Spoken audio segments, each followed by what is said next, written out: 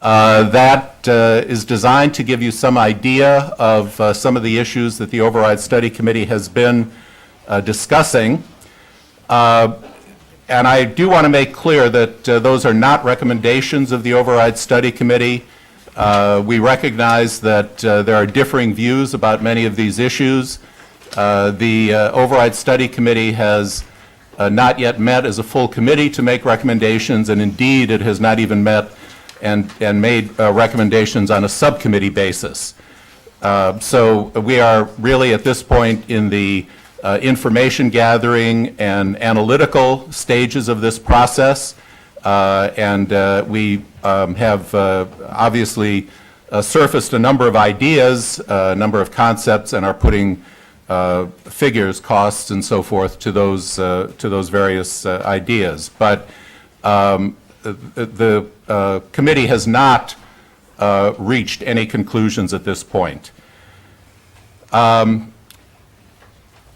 There are obviously many people who are interested in speaking here tonight. I'm going to ask you to limit your comments to 3 minutes so that everybody, or less really, so that everybody will have an opportunity to speak who wants to speak. That is really the nature of a public hearing.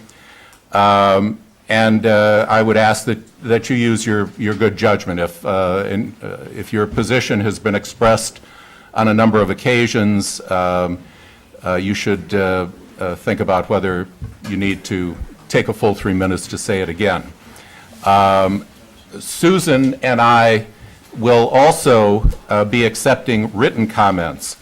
If you would rather submit comments in writing rather than speaking, or if you have not, if you feel that you want to expand on comments that you made today, you should feel free to email Susan Wolf-Ditkoff or me, Dick Benka. I think our email addresses are posted on the town's website. You could go to the town's website. There's a rotating carousel on the town's website. If you go to the Override Study Committee banner, as it circulates on that carousel and click on it, you will get into the Override Study Committee's webpage, and you can find my email address, Dick Benko, or Susan Wolf-Ditkoff's email address, and we will ensure that your written comments become part of the public record and are distributed to members of the Override Study Committee. Again, if you want to speak, please sign up outside. I'm going to turn it over to Susan for a minute, and you can talk a little bit about the general context of Proposition 2.5. First of all, thank you all for coming. We know there are many people who want to speak, and I think everyone on this committee is deeply committed to this town, deeply committed to serving this town, and so we are here to listen as long as it takes, because this is how democracy works, and I think everyone here is really signed on for that when they put their name forward back in August. So we're here to listen. I'll just very quickly say that the town administrator, Mel Kleckner, in our last meeting with him, had some helpful words of context about Prop 2.5, which is that once Prop 2.5 was passed, it became clear that overrides were going to be necessary. They were going to be a part of life. And what he saw as his job of the town administrator and the school superintendent, and anybody who works for the town and schools, is to keep those overrides as infrequent as possible, while maximizing the services and running things as efficiently as possible, which was a very helpful set of context. And in fact, this town has only had 2 operating overrides under Prop 2.5, which was in 1994 and 2008. And in fact, the whole idea is to keep things as efficient as possible. But a couple things have happened, and frankly, that's in contradistinction to many of our neighboring communities who, as you know, experience overrides on a yearly or near yearly basis. And I think the other piece of context that he provided was the idea of having 35% growth in the K-8 schools since our last override is an extraordinary piece of an extraordinary event to happen to this town. And so part of the question is, you know, the numbers are large, and you'll see a couple of them in a minute. You saw a few of them in the memo. But part of the question is, what do we as a town do with this information? And I think that's part of the role of the Override Study Committee, is to think about what are all the ways that one can meaningfully affect that number, and what are the ways that we say we can't actually affect it very much more. And so what you'll see is in that memo, and what I assume many of you want to speak about, is a long list of both efficiencies on the town and the school side, and service cuts on the town and school side. And I think we're all clear that there's a difference between those two, in the sense that an efficiency is doing something better for less money, or the same for less money, and a service cut is something that we just can't afford anymore.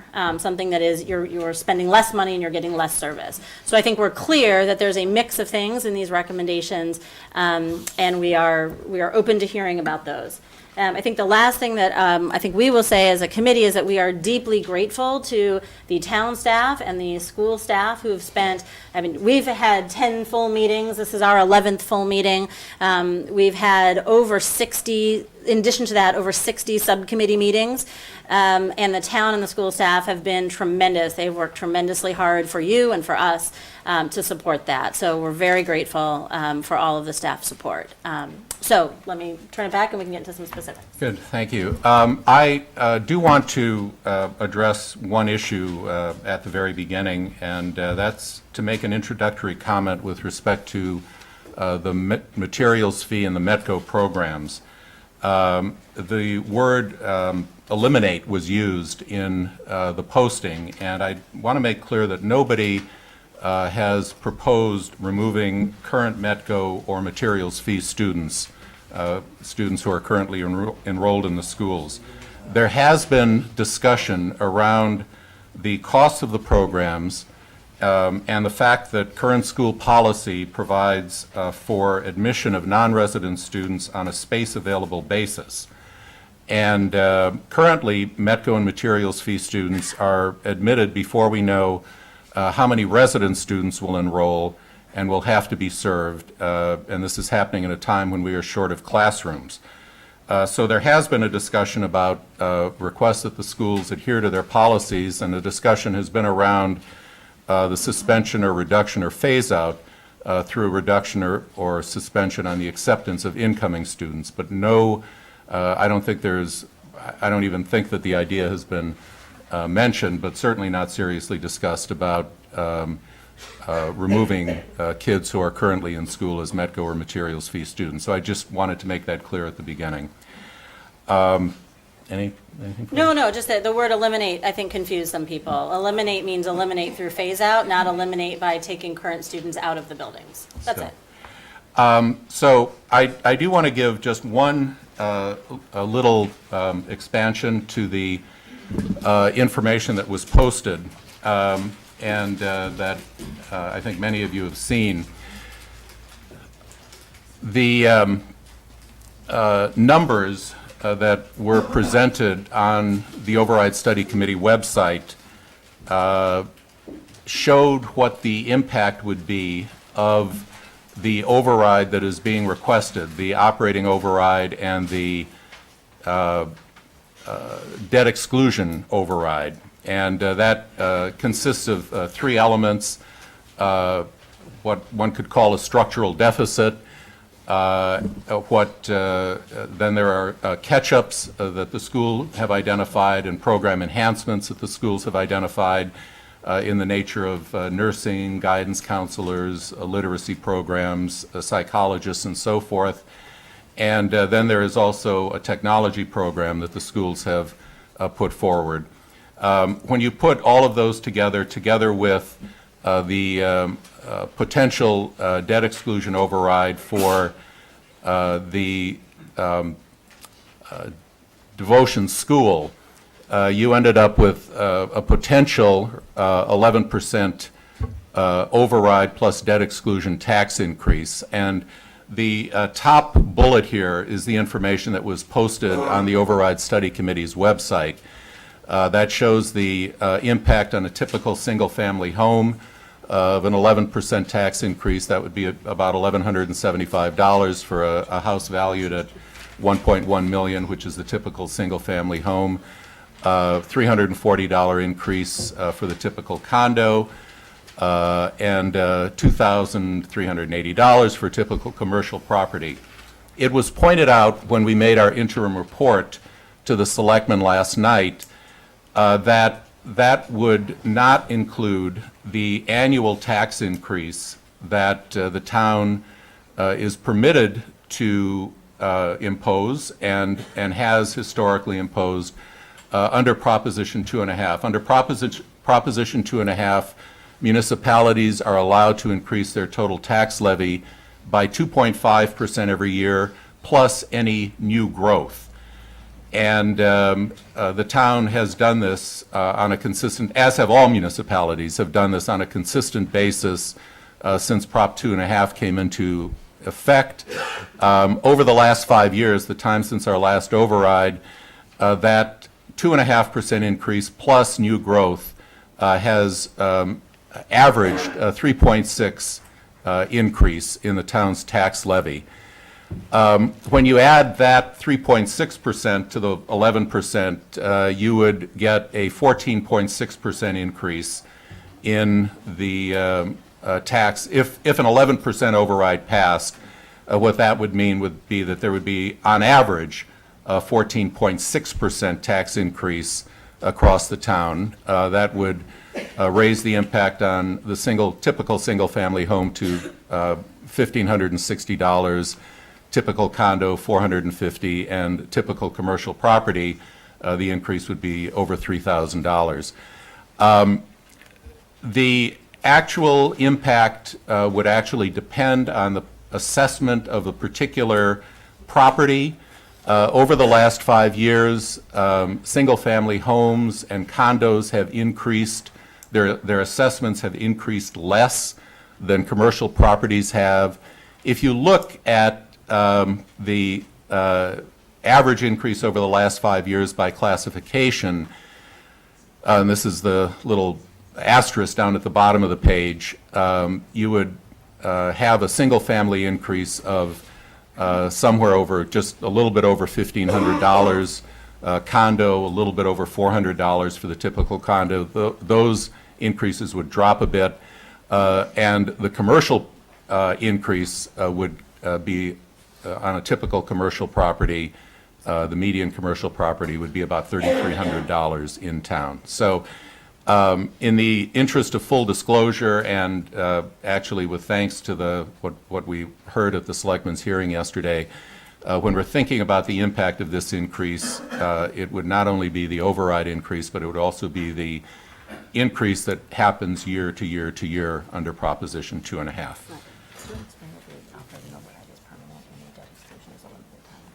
Yeah, okay, fair enough. Yeah. Within that 11%, thank you, Susan, within that 11%, there's an override, what is called an override and what's called a debt exclusion.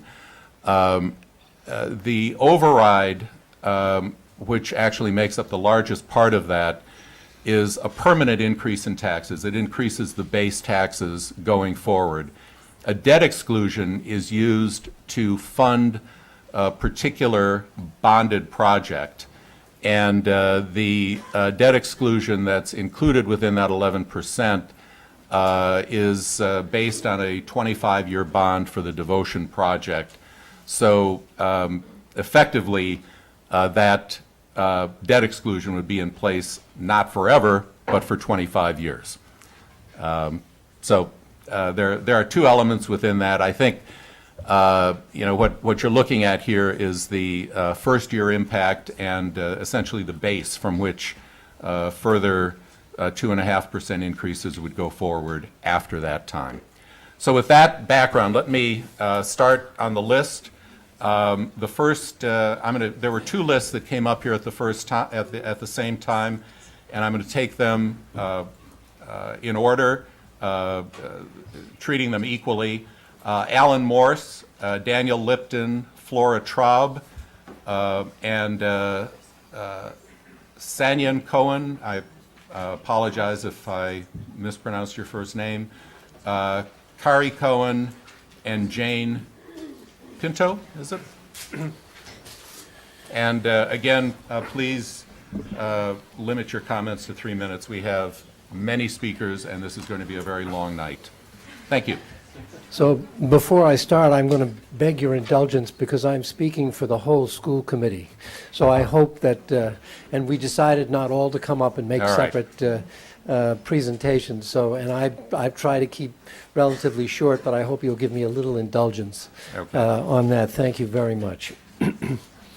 So hardworking Override Study Committee members, all of whom we thank very much. I want to step back from any specific issue raised by your committee and give the school committee's perspective on the challenge before us.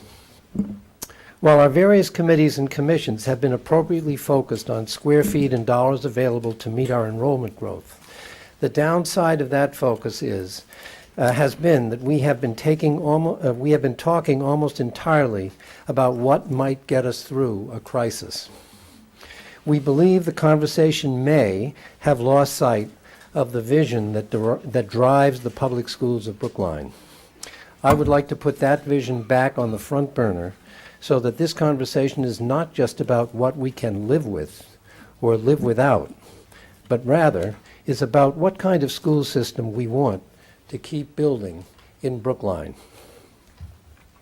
To be clear, the school committee is willing and ready to make hard choices and hard decisions as we move forward. Indeed, we have been making those choices for several years, as some of you know well, especially those of you who have come to us with concerns when we eliminated library assistants, allowed class size limits to grow, scaled back middle school music, expanded buffer zones, moved pre-Ks out of the schools, raised athletic and lunch fees, proposed limiting the enrichment and challenge support program, and debated charging for full-day kindergarten. We have had to take many of those actions despite the pain or disruption they caused, and this year again we are considering charging rent for our schools, raising fees for BEEP, and other revenue-enhancing measures that may help. Some difficult changes have been avoided in the past, but only temporarily, by one-time transfers from the Town School Partnership and help from our generous partners as the PTOs, the Brookline Education Foundation, the 21st Century Fund, and the Brookline Community Foundation.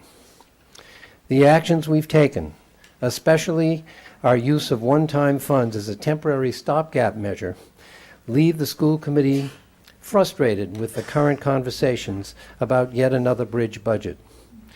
We cannot keep treading water and pretend that it is the same as doing fine. In fact, every year that we have grown without comparable increases in supports has been a year that we fell behind. In short, without sufficient resources, either through an operating override or through something like the fiscal year 2015 bridge budget outlined last week by the town administrator and the superintendent, it will not be possible to sustain the quality of our education program. It is no longer news that our galloping enrollments since 2007 are the principal drivers of this dilemma. Our elementary student body has grown by 35% over that time period. Regarding expansion of our teaching staff and expansion of our physical space in order to stay true to our core values.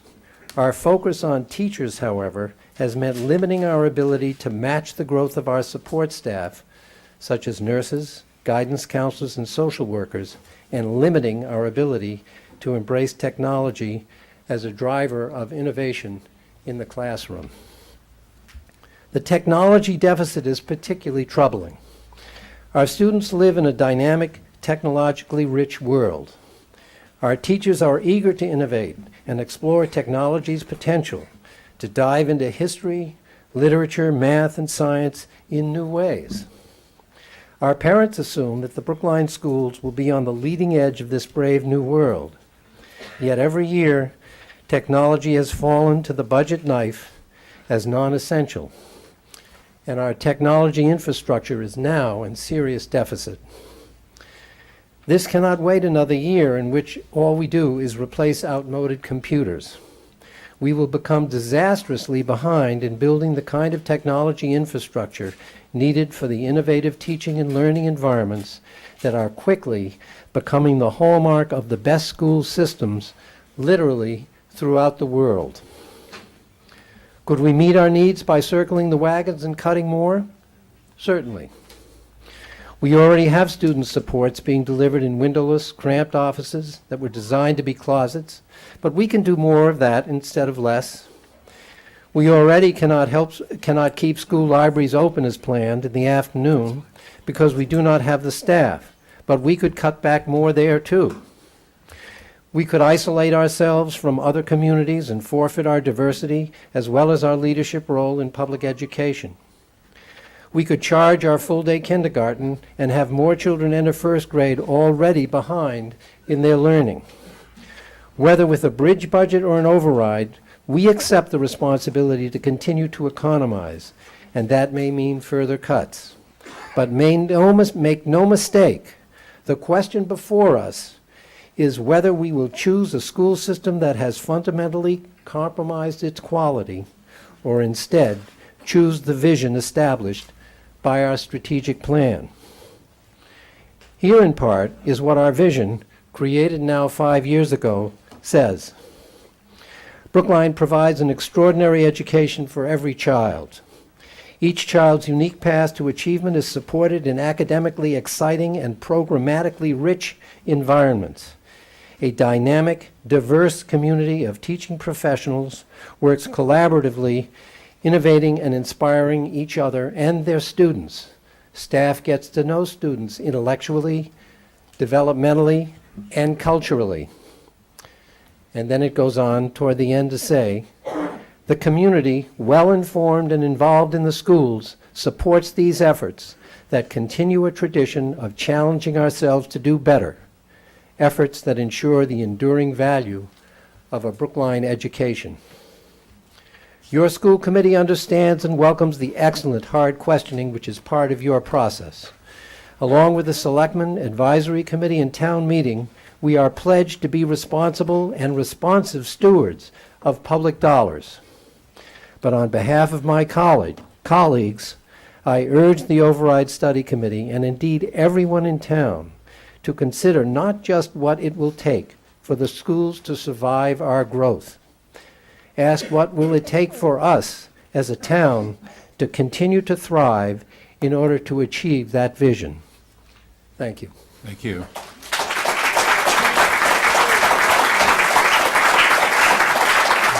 Daniel Lipton. Thank you for giving me this opportunity to speak. I have 2 sons at Driscoll School. I'm a resident of Brookline, and I'm also a second grade teacher at Devotion School.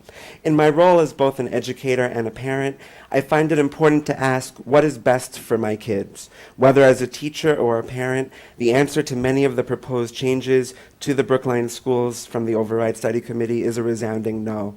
In terms of METCO, the program brings a rich diversity to our community and allows residents of Brookline positive interactions with students of various cultures and communities. While it sounds like students in METCO could continue to stay in METCO, those students and families are sure to feel like outsiders if the message is sent that their program is no longer important.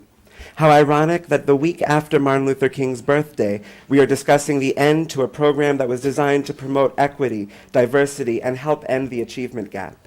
METCO families, along with materials fees families, should not be made to feel expendable or less important because they are not residents in Brookline. Let's not send this wrong message to the families and the kids involved in these programs. In terms of class size, as any parent, educator, or student knows, larger class sizes make differentiation and one-on-one attention much more difficult. Now, this is not to say that we as teachers wouldn't try our best, but it is common sense that the more students you have, the less time you can dedicate individually to each student and family. In Brookline, we strive to reach every learner and every family. That's part of what makes Brookline a special place to teach and learn. It may not seem like a huge difference by adding 1 or 2 extra kids, but it is.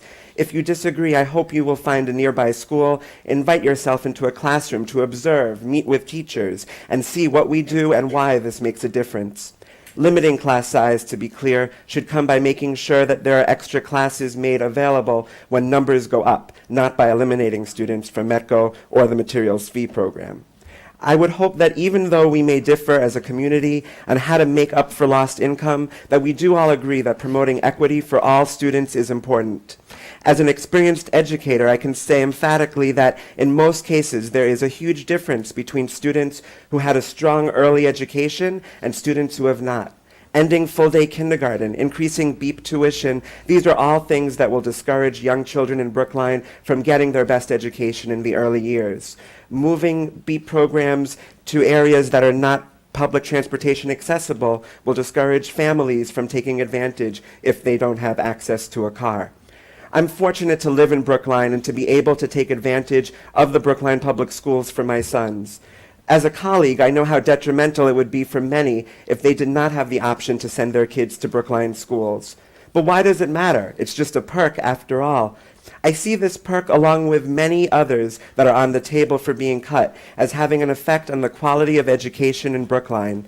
Many of the cuts on the table, like the materials fees or increasing health insurance, seem to potentially affect the ability of teachers to put in extra hours and money to the system. Like many colleagues, I tend to buy hundreds of dollars worth of extra materials each year to enhance learning in my classroom. I also like to stay till at least 5 or 6 at night to work on lessons, even though technically I could leave by 3. I do this because I love teaching, not because I have to. This is a choice I make as part of my commitment to the students I teach. If I were in the material fees program and it was cut, and I had to pick up my child from a different town each day after school, I doubt I could put in the same hours. And I know that if I had to pay extra money for health insurance, like it or not, I would be faced with not being able to use my own money to buy extra classroom materials to enhance the learnings Please of my conclude. students. I want to thank you for giving me this opportunity to speak, and I hope as difficult decisions are made that at the forefront of everyone's mind is the question, what is in the best interest of our children? Thank you very much. Thank you.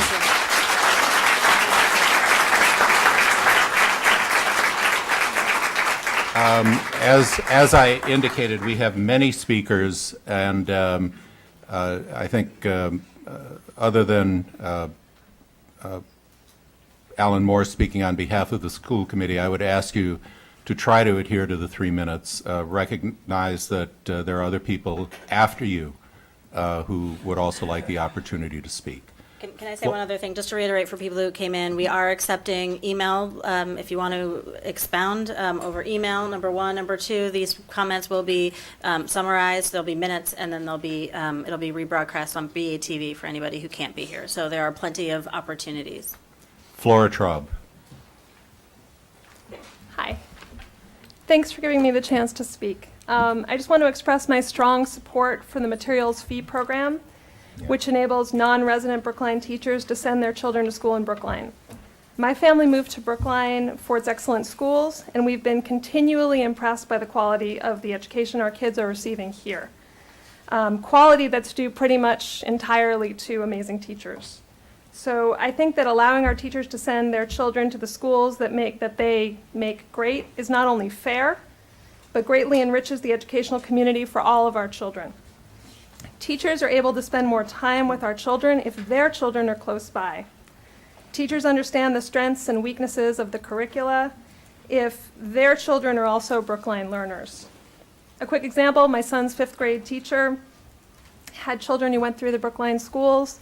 She noticed that there wasn't a whole lot of creative writing going on. She focused the entire year in her 5th grade classroom on improving creative writing. And she wouldn't have known that if her kids hadn't been in the schools. I also want to say that our community is strengthened as teachers are integrated into the parent community.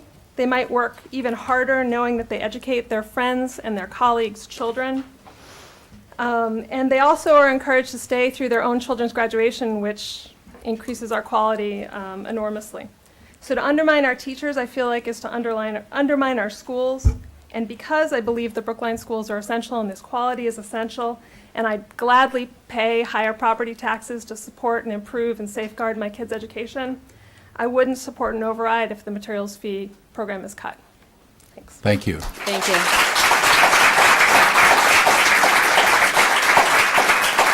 Savion Cohen, and I apologize if, Okay. Good news, I'm 1 minute, 25 seconds.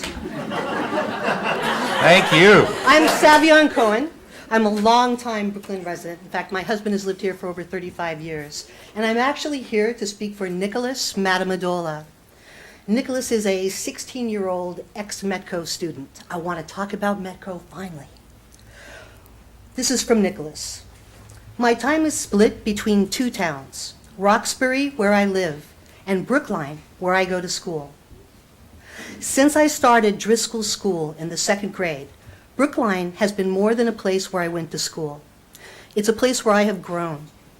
Because of Brookline, I've come to love and enjoy learning, to appreciate music through playing the cello, and I've become an accomplished athlete. Because of Brookline, I have met many great friends. I live in Roxbury, but my home is Brookline. All the same, I have not forgotten where I come from. I understand that because of race, I must take extra precaution in my actions. Every action I take reflects upon my Black community. I have a responsibility to help create an image not of poverty, ignorance, and menace, but of intelligence, ingenuity, and originality, diligence, and a desire to better the world. We are all meant to shine, just like kids do. It's not just in some of us, it's in all of us. Driscoll gave me the opportunity to become as great as I choose to be, and for this, I cannot thank you enough. Nicholas applied to 4 exam schools after graduating from Driscoll. He was accepted at all of them and is currently at Andover, which is why he's unable to attend tonight. Thank you. Thank you. Thank you. Let me announce the next, there will be 2 more speakers, Carrie Cohen and then Jane Pintz. Then the next 6 speakers, Noah Sangu, Stephen Whaler, and I apologize if I'm not reading your handwriting, Donner Raman of 22 Russell, and Carol Flynn Carson, Roberta Batista, and David Knight will be the next 6. And I sincerely apologize if I'm not reading your handwriting. Carrie Cohen? Yeah. Welcome. Hi, my name is Carrie Cohen. I've grown up in Brookline, and I'm a freshman at BHS. When I heard the discussion of Metco, being ended, I became very upset. Why? Because Metco is people. People that I've known since school and become very close with. We hang out after school and we do homework together. Lots of other things as well. If not for Metco, often I'll be the only Black student for the only Black boy as well in the class. Can you hold on 1 second? Can we I've- get, somebody might be leaning against a light switch.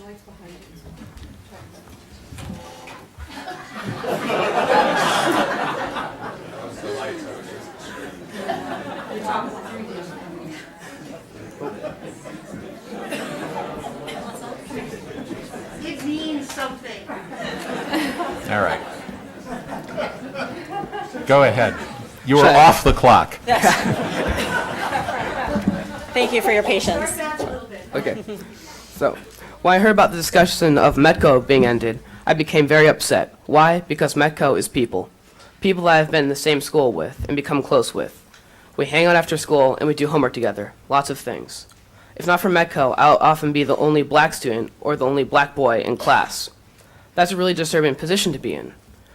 If a teacher shows a picture of someone being lynched in your 4th grade class, it's scary. This happened to me. Everyone looks to you and sees your reaction to see what you'll do next.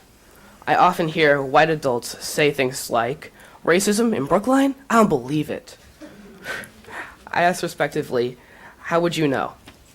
No one locks a jewelry store when you walk in so you can't grab a chain and run. I've lived in the same house for 6 years. Recently, my neighbor asked me, "Are you the dog walker?" It's impossible for me to find the words to explain to you how you can understand. In all of Brookline, I know 3 families of African American descent. Only 3. Metco strengthens me, teaches me, inspires me.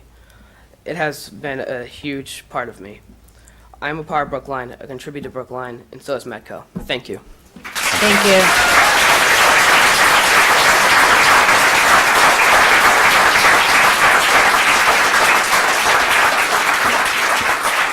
Jane It's Pinto. Pinto. Hi. Thank you. My name is Jane Pinto, and I'm the director of the Brookline Schools Staff Children's Center.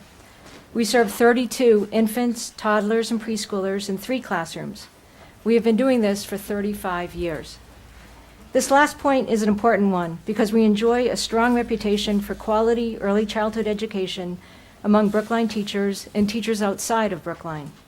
Although other towns and independent schools such as Natick, Arlington, Shady Hill, BB&N, Wellesley, and others are currently addressing the early childhood needs of their teachers, we have been doing it longer and are seen as a model for others. In addition to helping Brookline schools hire top teaching candidates, we play a role in teacher retention.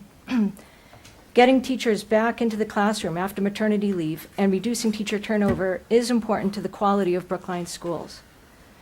As this year's 7 sets of siblings attests, teachers are returning to us and thus returning to their Brookline classrooms.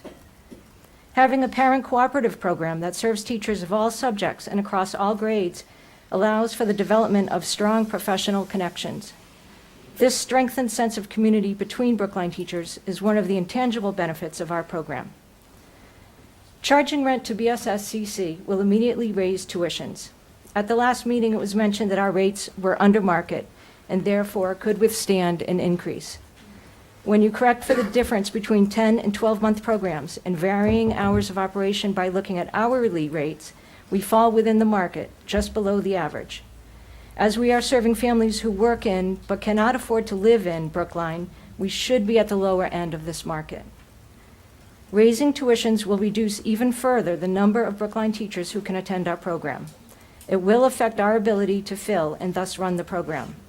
Although most years we turn away 5 to 10 families looking for infant care, we rarely have a waiting list for the 2 older classrooms.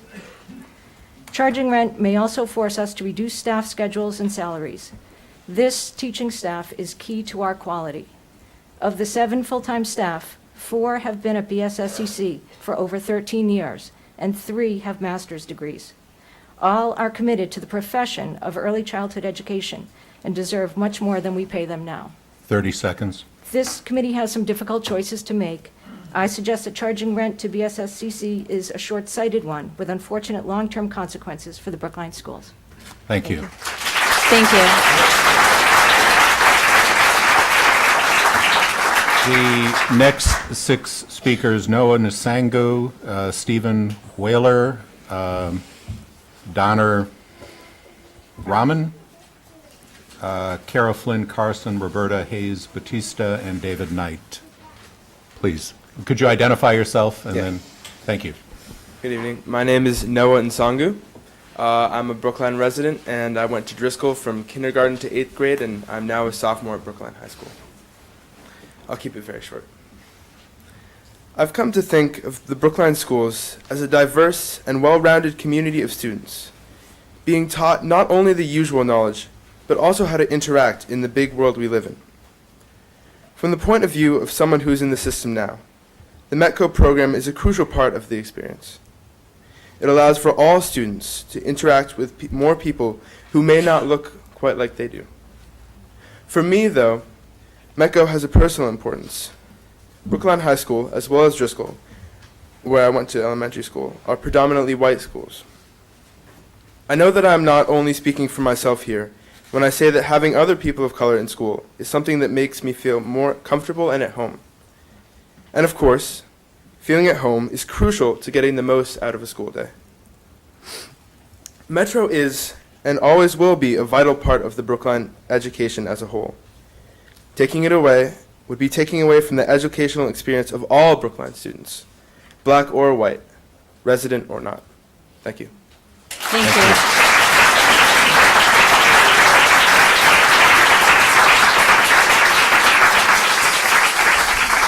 Stephen evening. Whaler? My Or- name's Stephen Whalen, but Whalen. I didn't go to Brookline School, so my handwriting's a little rough. Or you didn't go to parochial school. I'd like to say a few words in against getting rid of both the METCO program and the I don't know what the BTA program. I see them both as huge investments. When I first came to the community, I saw Brookline as a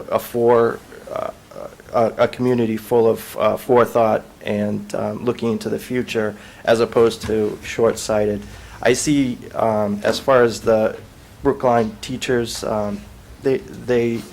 if they're allowed to have their children in the school, that's an investment. That's a reason why they choose to come here. That's a reason why they choose to stay here. That's a reason why they choose to improve the school, because their kid is here. As far as METCO is concerned, I've seen way too many houses that don't have computers or books in the inner city. And if we can give a kid a break, I'm all for it, and I think that's what the community's always been about. I'm surprised that these programs are on the agenda.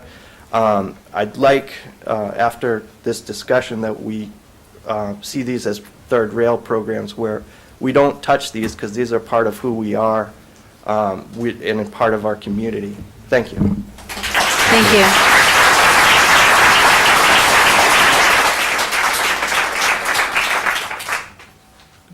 Donna Raymond, 22 Russell. Okay. And I apologize if whoever this individual is signed up early. Just keep going. No, I Yeah. know her, but let's All right. keep going. Kara Flynn Carson, You see her, we'll call. Roberta Batista, and David Knight, please. Hi, I'm the current co-chair of the nonprofit BSSEC, the Brookline Staff Child Care Center. As a teacher in the Brookline school system for 13 years now, I can confidently say that I've never heard my colleagues gush about anything as much or as frequently as the Brookline School Staff Children's Center. When I was pregnant and doing research, I asked Lisa Redding what she thought about the program. She said, "The teachers there love my son just a little bit less than I do." Brian told me the teachers love my kids so much I would bleed for BSSCC. Now that my daughter is in her third year there, I understand why their love and gratitude was so deep. It's a special place. The changes you are considering to location or to the cost threaten to significantly impact a program that is seen by the BSSCC families as one of Brookline's best assets. BSSCC's location is important. It's close enough to the Brookline schools that teachers can get back and forth quickly when they need to. Its location also allows surrounding colleges to send work-study students who provide high-quality and low-cost daycare care and decrease staff-to-student ratios. Additionally, because it shares space with Winthrop House, students from the Winthrop House program have an in-house volunteer opportunity to work with infants, toddlers, and preschoolers. If the location is changed, those assets to the program would be lost. Though charging the center rent seems like an easy decision, it would cause many teachers to see the center as cost prohibitive. While BSSCC rates are comparable to other centers in Brookline, the majority of the teachers at the center live in Boston, where we can afford to live and still be close to work. When I was pregnant and researched daycare options, BSSCC was markedly more expensive than the other programs I looked at in Boston, but the reputation and the quality of care inspired me to cut other expenses in order to enroll my daughter. Many of my colleagues complain that they can't afford to send their children to BSSCC, even though they would love to. Raising the cost would put even more teachers in that predicament.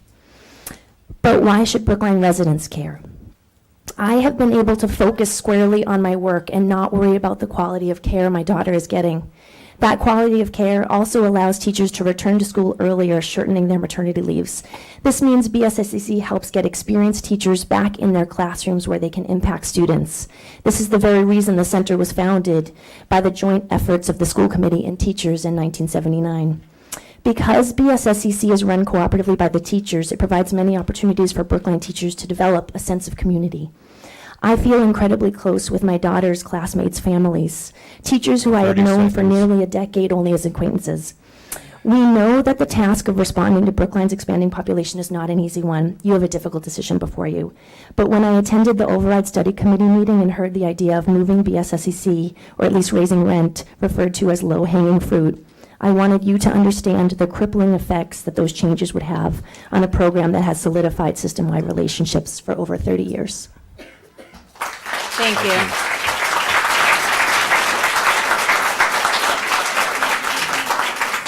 2 minutes and 59 seconds. A model for all of you. Yeah, I do want to say that Dick and I are having trouble reading one particular name, somebody who lives at 22 Russell Street. If you can hear our voice, please come up, make your way to the microphone, because you are next. Okay. After Roberta Batista and David Knight, the next 6 speakers will be Jennifer Martin, David Belichick, Josh Paris, Dr. Sperber, Ruth Gass, and Martha Gray. Thank you. I'm Roberta Batista. What you are looking at is a photo of my son and one of his best friends, Chris, a Metco student from Nick's class, at a birthday party. The sheer joy of playing together shows in their faces and bodies, and is a testament to the value of the Metco program to all our children in their formative years. The boys have since graduated from Brookline High, the class of 2010, but speaking as the parents of a graduate, my husband and I would like to express our desire to stay in Brookline and our willingness to support the override, which for us means seeing the Metco program continue in its vital role. My family is a strong supporter of Metco, and I'm here tonight to weigh in on the question of whether to balance the problem of the school population crunch by eliminating it. It doesn't surprise me that it was proposed. Many options are being considered. It concerns me greatly, though, that it's being taken seriously. The reason the program even began was that there was a serious deficit of viable schools in Boston. This is as true today as it was back then. It's also true that Brookline has, if anything, grown more homogeneous over the years, with affordable housing shortchanged at every turn, and economic opportunity in general at its lowest ebb since the 60s. Metco affords a way for Boston families to overcome these daunting obstacles. Beyond the economic factor, though, there is another important benefit to our joint communities. Metco provides a way to pay more than lip service to the larger goals of integrating schools, a cause for which many courageous individuals paid in blood. We inherit the changes that were fought for, and it is imperative that we not go backwards and unspool all the past progress. That means making choices that are courageous too. Choosing to maintain the Metco program is the right thing to do. Thank you. Thank you. Thank you. David Knight. Hi, my name is David Knight. I'm a Lincoln dad. I have twin girls in 3rd grade, and my son is in 5th grade. I'm also on the executive committee of the Brookline Education Foundation. Being on the Brookline Education Foundation has given me, over the last several years, a very unique perspective that I've not only gotten to know my own school, Lincoln, but I've gotten to know the other schools very well and many of the parents in these schools. Over the last several months, we all lived what some people would call a nightmare and what other people would call a learning experience, B-Space. And one of the conclusions of B-Space was that the old Lincoln School would not be a new K through 8 ninth elementary school. I was very surprised to see it on the list of options, but I believe the Override Committee, as Susan explained to me, they need to include everything. I highly urge you to not consider Old Lincoln School as a ninth K through 8.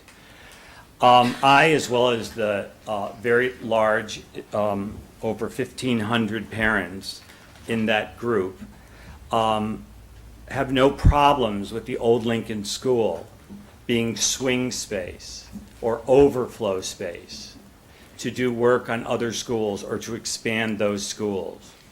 But for the old Lincoln School to become a 9th K through 8 would not only be unacceptable, it would be inequitable. And this is not what Brookline is all about. So I urge you to remove that. My second point is, I've been with my husband for 28 years. And when I mention the age of my children, you know that we haven't had children we've only had children for 10 of those years. Prior to moving, I went to school in Boston, but my life was in Manhattan, where I built and sold my business. We didn't call it overrides in Manhattan for any kind of, we called them bond issues. I'm not going to speak of other bond issues. I'm only going to speak of education bond issues. So as gay men in Manhattan, we had nothing to do with children. We rarely thought about children. But when bond issues came up from the school department, we always voted yes, because you always vote for schools and you always vote for children. 30 seconds. And I'm sure upon further exploration, there would have been things that I didn't agree with. But I can assure you, myself and my friends, when we, in our childish days, would always vote for anything to do with schools and to vote with the school committee of the city of New York, because we always felt that they were elected, and not that they didn't make mistakes, but they were elected to do their job and to take care of the families and promote schools. Thank you. Thank you. Thank you.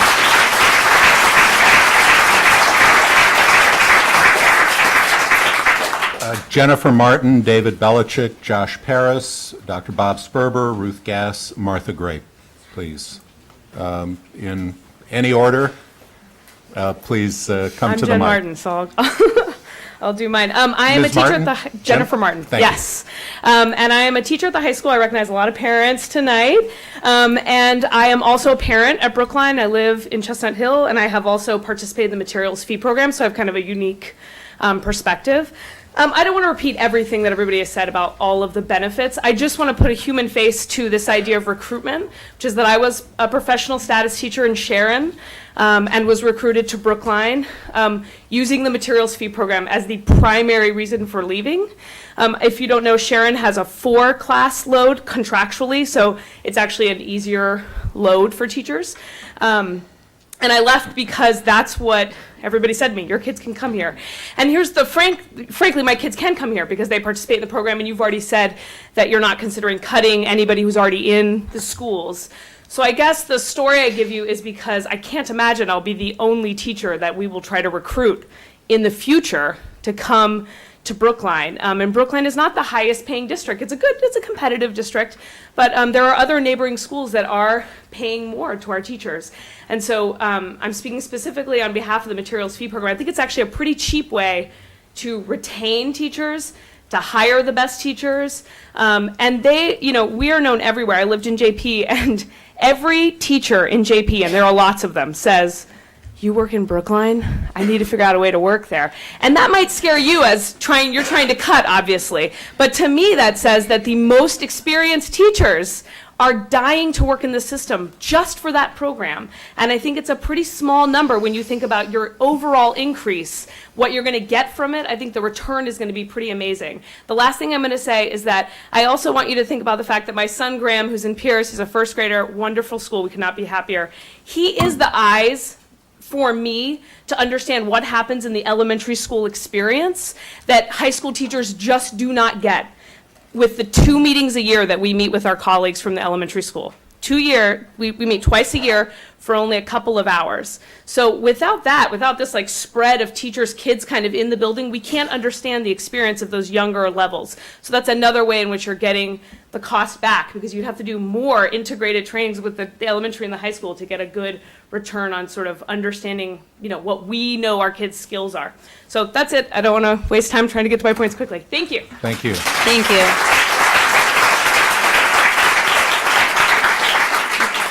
My name is Martha Gray. I'm up here because I'm close to the podium. Yes. I'm part of a multiracial family. We moved to Brookline expressly because we knew it to be a dynamic, diverse, passionate, and progressive community. We've raised our children, young men of color, And I could talk about why I think METCO has been really enriching to me, but last night I texted one of my sons and I said, what about METCO? Should we keep it? And he wrote back very succinct sentences, which I will read now. Mom, no brainer. Helps keep and crush out, it helps to crush out stereotypes, brings different cultures and communities together to learn about each other, sees how much we have in common, keeps us straight. We practice mutuality, trade both ways. We truly understand the way of other lifestyles, other classes, other races.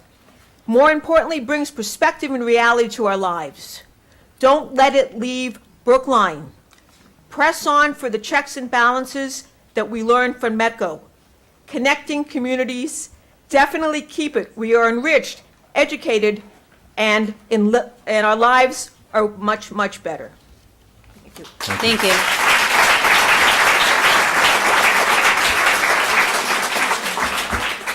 Hi, everyone. My name is David Belchick. I want to thank everybody in the committee for the opportunity to speak, as well as your effort. I know it's not necessarily the easiest job you have. I know I have 3 minutes. I was going to start off with a humorous attempt with Dr. Lupini in the snow and school being canceled, but it didn't work out all that well, so I'll just start on my remarks. He is here, so you can speak to him afterwards. I know. So I'm here today representing my wife and my 3 children, all of whom are at Driscoll. We have a first grader, a second grader, and someone in the pre-K2 at Driscoll. So I'm going to talk a little bit about BEEP. I don't think it's a topic that's been covered yet by any of the speakers, but all of our kids have gone through BEEP for 6 consecutive years, and for the most part we've had at least 2 of them in BEEP at one time, given their ages. So we're very committed to BEEP. We think it's a phenomenal asset, probably the greatest asset that the town has in terms of the school system. And I think now more than ever we're convinced that having BEEP and supporting BEEP, given it's an outstanding model for the nation, is something that we really need to do. So even as we're looking at having a rising kindergartner, which means we will not have any more children in BEEP, and therefore maybe not a vested personal interest in having a child or keeping our kids in the schools, I think early education is vital. It's outstanding as a foundation, and it really prepares our children to be ready for kindergarten and beyond. And I think while most families are in need of quality education and childcare for 3, 4, and 5-year-olds, the BEEP program and some of the things that it has, particularly gross motor, fine motor, and occupational skills, is unparalleled in any place that I've seen, be it people we've talked to or a personal experience when we moved briefly to Scarsdale, New York. For those who don't know Scarsdale, it's probably the most affluent community around in New York City. We weren't, but anyway. We moved there because the schools were, as people said, the most like Brookline that we could find. It turns out they weren't. And what Scarsdale has is, I think, what some of the things I'm hearing we want to have in Brookline also. iPads for students, a budget of $27,000, but I can tell you it's nothing like Brookline, and they don't have a program like BEEP. So I think that when we're looking at what we want to do, we shouldn't look at devaluing what I look in the school system as our greatest asset, which is BEEP. And I just wanted to speak up for BEEP because I know there are a lot of people talking about other programs, but I think it's vital to keep BEEP strong. And I want to thank you very much. Thank you. Thank you.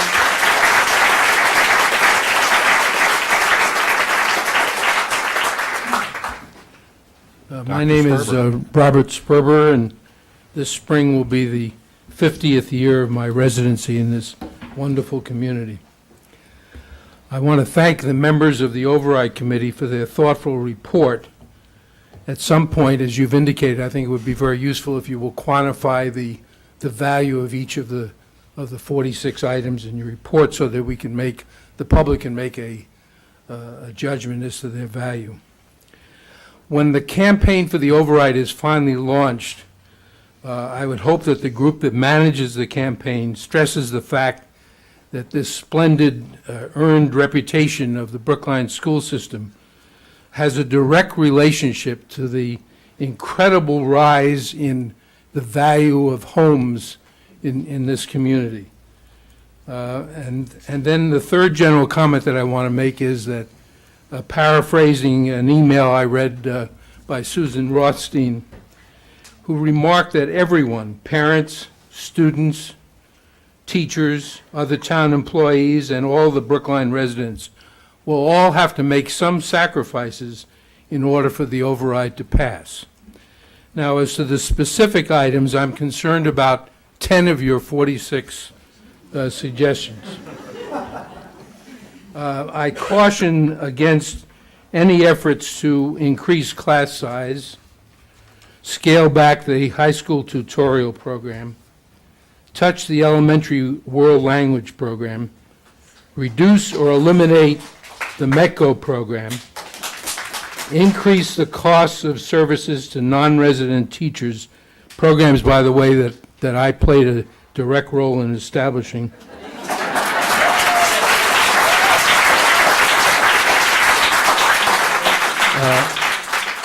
Institute a fee-based full-day kindergarten, move the adult education program to the rec department, revisit Old Lincoln School as a permanent K-8 facility, reduce public library hours since they are a direct cousin and companion to the school system, charge extended day for space, or consider that the rec department manage the extended day program. When we established this particular program in 1975, the model we designed and which has been so successful is that these are parent-run programs, and that should not be changed. Finally, the enactment of these 10 suggestions would hurt the work of the school system and result in the decline in property values, not the increase. Thank you. Thank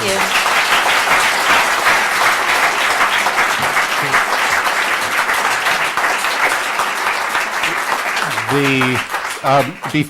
Before you begin, the next 6 speakers will be Ken Liss, Gary Schiffman, Tommy Vitolo, Alyssa Kleinman, Miriam Ashkenazi, and Roger Grand.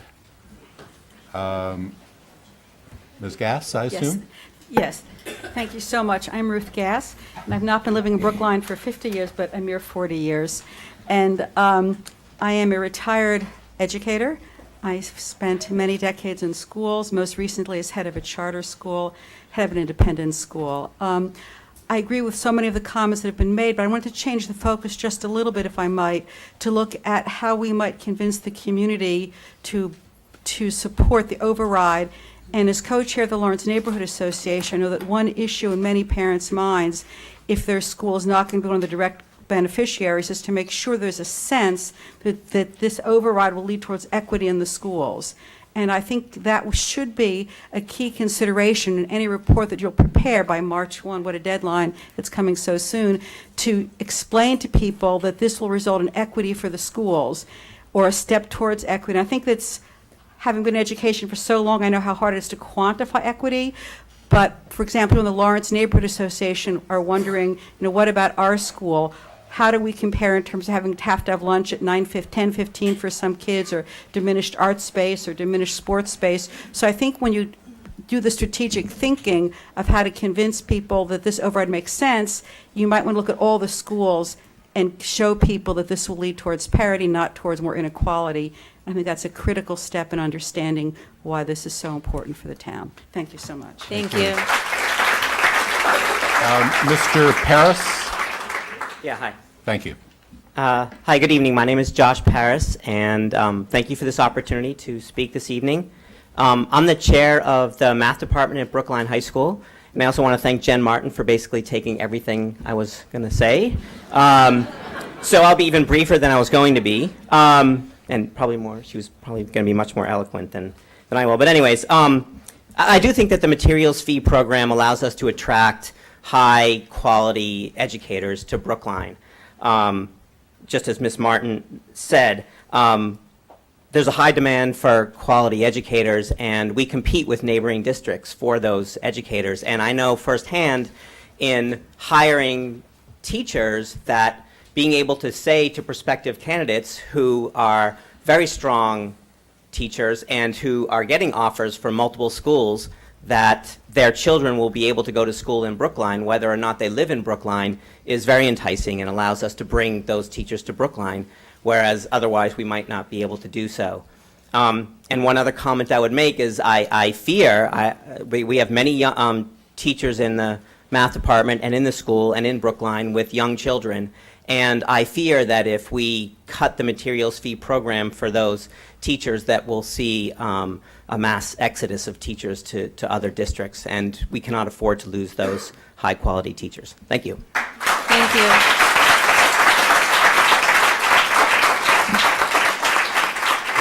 The next group of speakers, and in whatever order you get to the mic, Ken List, Gary Schiffman, Tommy Vitolo, Alyssa Kleinman, Miriam Ashkenazi, and Roger Grand. I'm Ken List, and I first want to say that having two kids who, my second child is about to graduate from BHS and lived in the town for 20 years, and I just want to say how impressed and proud I am of the people of Brookline for their passion and their commitment and their involvement in everything that I've heard here tonight. So just makes me very proud of this town.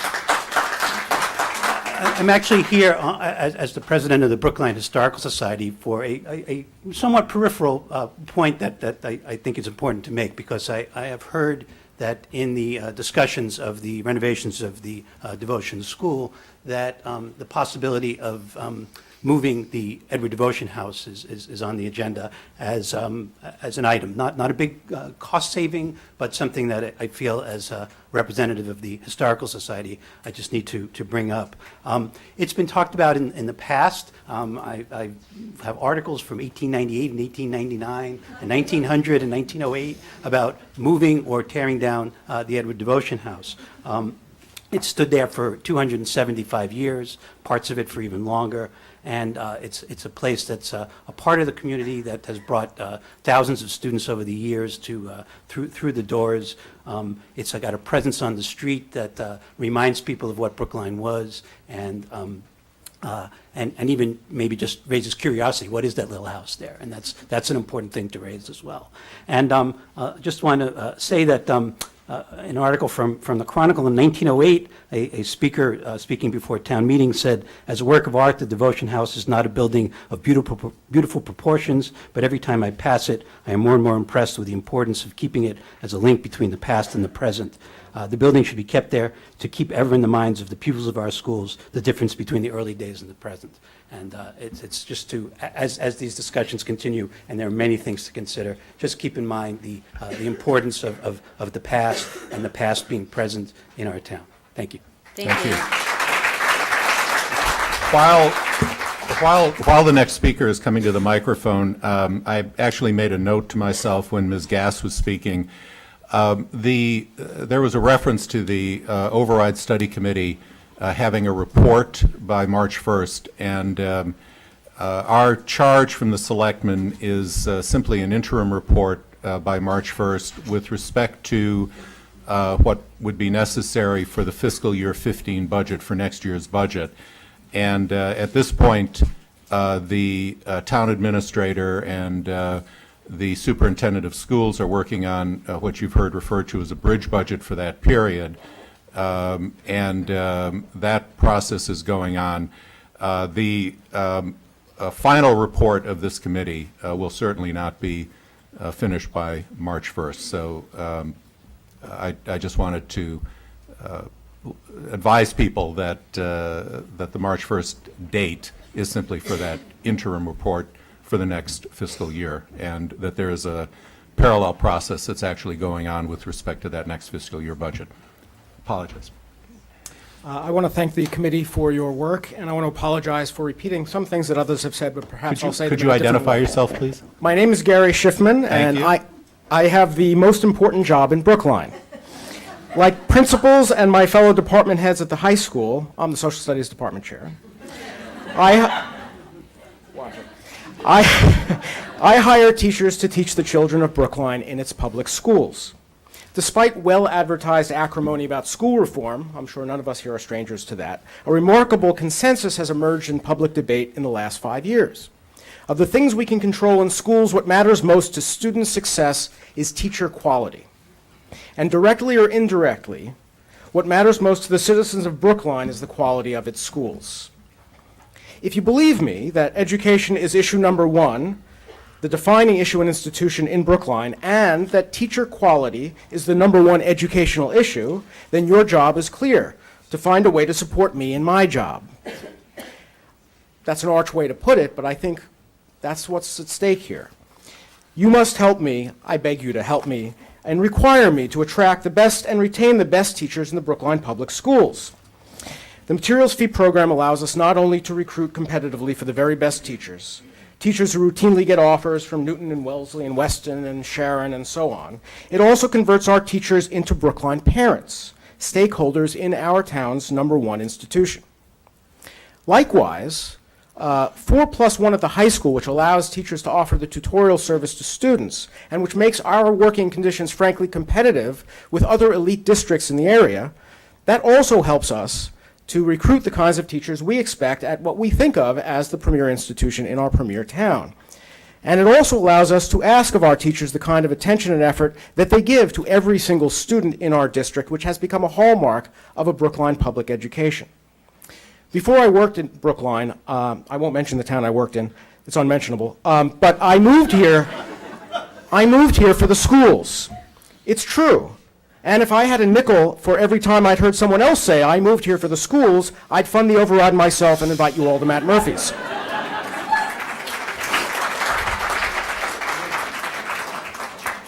We don't have to have a top caliber school system. It's not required. We can recruit with second-tier systems for second-tier teachers, and if you tell me to do that, I'll consider it. I'll consider that other unmentionable town as well, but I don't see how we could do that, and I don't think that we want to do that. So I ask you to help me to help us. Thank you. Thank you.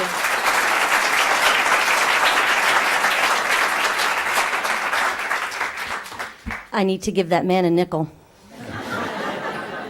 My name is Miriam Ashkenazi, and I have 2 children in the Brookline school system, 2 children of color. My son is the only black student in his first grade class at Heath. My daughter is the only black preschool student in BEEP at Heath. Not only am I standing here in support of not phasing out MECO, quite frankly, I would love to see it grow.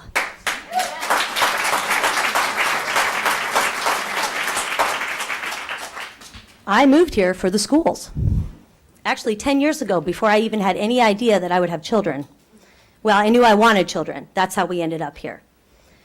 To me, to dissect those things which make our school system function at such a high level, then systematically remove them, is like cutting off your nose to spite your face. And I think we have to be very, very careful about our nose. It's very important. None of this will do any good for our children's education, and as many have alluded to, for our property values. And that's the reality. We have to talk about that too. What I really want to do is leave you with these words from Martin Luther King, as is fitting. The richest nation on earth has never allocated enough resources to build sufficient schools, to compensate adequately its teachers, and to surround them with the prestige our work justifies. We squander funds on highways, on the frenetic pursuit of recreation, on the overabundance and overkill of armament, but we pauperize education. Thank you. Thank you. Thank you.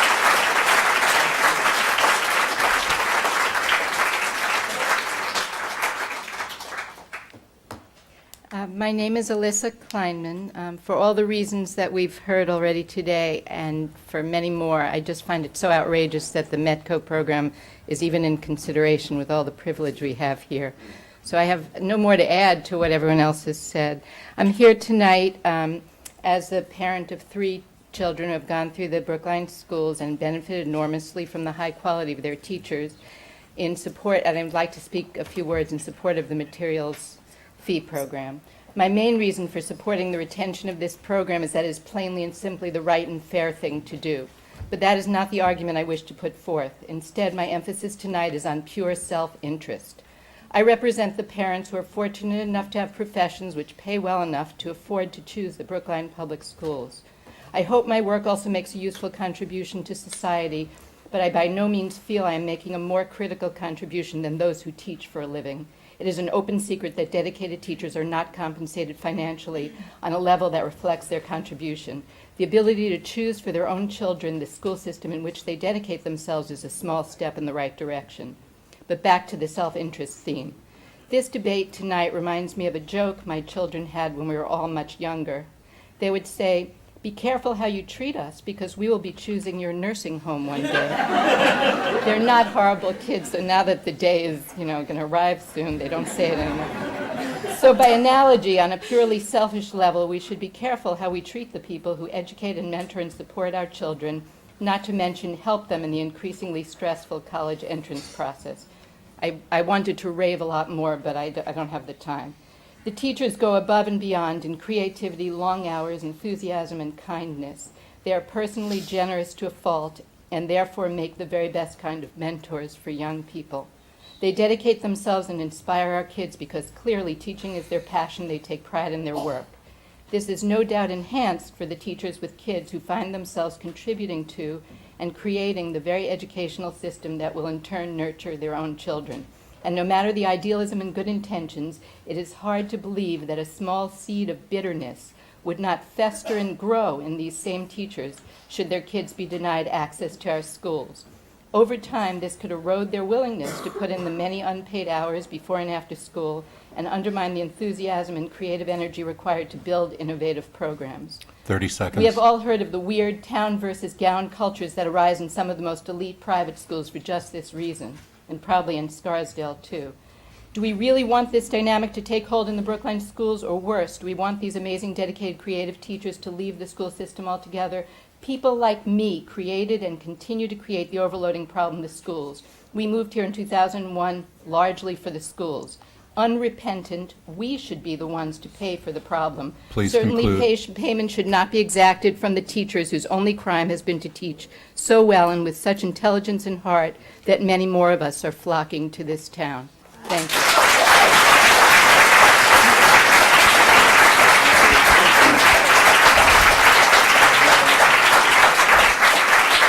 Just 1 second. The next group of speakers, there are 2 more in this group, and then after that, Sarah Bowes, Sina Doctoroff, James DiCarlo, Jessica Wender-Shubo, and Rebecca Mautner. Please go ahead. Tommy Vitola, 153 University Road. I'm a town meeting member and a parent. The first point I wanted to make, I was scooped about 2 speakers ago. METCO has in fact gotten smaller in the last 4 years. The number of METCO students is the same, but the total enrollment has gone way up. And as a result, the fraction of our school, which is METCO enrollment, has gone down. And I speak in favor of increasing METCO enrollment. Not just not cutting it, but increasing it. And I know that's a hard thing to do financially, and I think we should figure out how to do it. The second point I wanted to make is about picking up a nickel in front of a steamroller. It's a bad idea. The nickel is reducing or eliminating inspections at daycare centers, a relatively innocuous and small point in that long list of yours. It's a nickel because, well, frankly, it's not an awful lot of savings. And it's not just one steamroller you're picking it up in front of, it's 2. The first steamroller is the obvious one. God forbid, as a result of fewer or insufficient inspections, something terrible happened to an infant or a toddler. It's not worth it. It's just a bad idea. But the second steamroller is this. Every single parent who has a child at any one of the daycares at Brookline, this is their issue. Just like schools, the K through 12 system is the issue for most people here. And I will tell you that it's remarkably easy to organize all of those parents with respect to the override, because I can tell you where every single one of them are at 8 in the morning and at 5:30 in the afternoon. So I encourage you to not pick up the nickel in front of these 2 steamrollers. Preserve the inspections for daycare centers. These are the kids that we want to make sure make it to the K through 12 system in full health and happiness. Stay away from that, guys, because I want to see our schools stay as good as they are or improve. I don't want to see an override fail, and I don't want that to be a part of a failing override. Thank you. Thank you.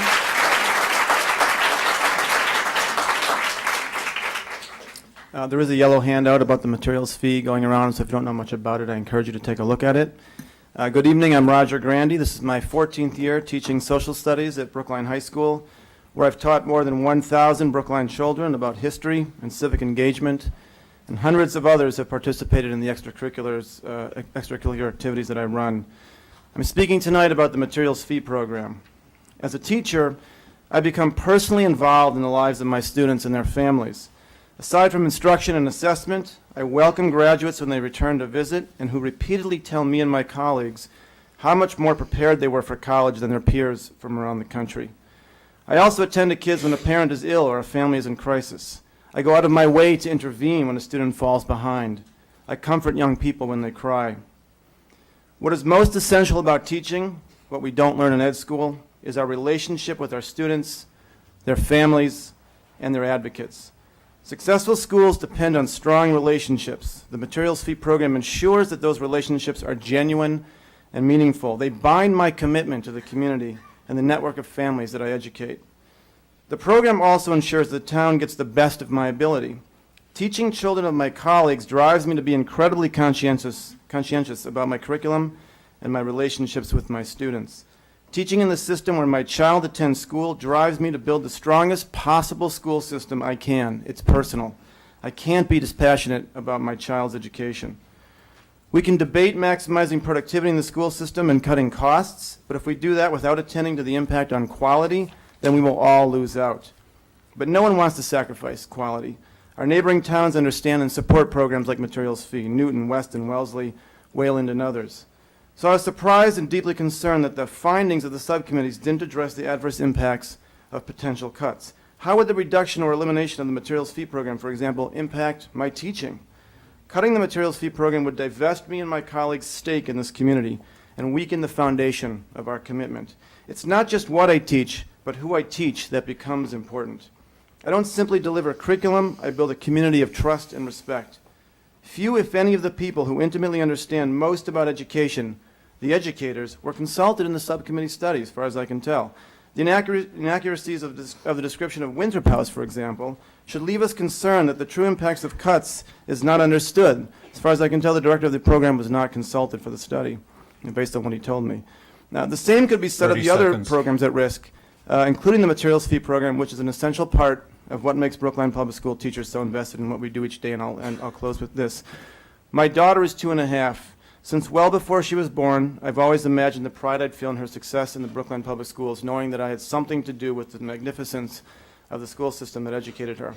I've built a career out of caring for and educating the system's children with the knowledge that the system would do the same for my child. It fuels my work ethic and tightens my tie to this community. I urge you to retain the Materials Fee program in its present form. It is by far one of the most powerful guarantees of quality education in Brookline. Thank you.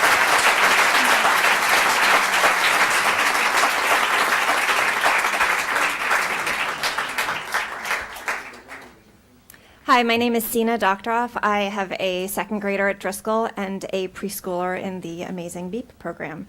I have a slightly different topic. Recalling back to the premise of B-Space, which was to make recommendations that should meet the following criteria, just to remind everybody. They have been discussed across the community in Brookline and received significant public support, and they meet the objectives of educational excellence and equity across the school district. There is a meaningful amount of outcry from the Driscoll and Washington Square community because of concern from many who feel blindsided by this process. If these questions get answered that we think these members of the community can get on board, but being told that the train has left the station is not conducive because it feels like this has gone in the wrong order. We need to go back and make sure key questions have been addressed. For those of us disappointed and frustrated by the speed and lack of analysis used in making Driscoll one of the primary solutions for Brookline's K-8 growth, we were told not to worry, comprehensive and thorough analysis would be the next phase. We are in that phase now, as I understand it, and I want to acknowledge my appreciation for the committees conducting this analysis and underscore its importance. For the community to believe that expanding Driscoll so significantly is the right solution, we need several things to be true. We need thorough, data-driven analysis showing that a 900-student-sized school offers the same pedagogical benefits in a K-8 system as a 550-student school. We need to see that by making Driscoll a super school on the smallest property, our children are having an equitable green space experience as their peers do across Brookline. We need to see a realistic budget that suggests this is going to be a renovation and expansion, not just an expansion comparable to the budget used to build and expand Devotion.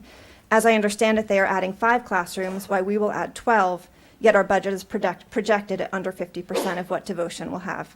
We need to see that the rationale for a K-8 program holds true when the school is 900 children, as it does for a school with 550 children.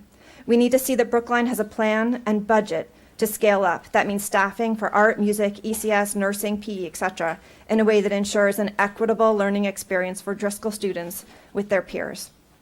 We need to see that Brookline is being thoughtful of sequencing to avoid entire classes of children getting displaced from their school multiple times, both in elementary and high school.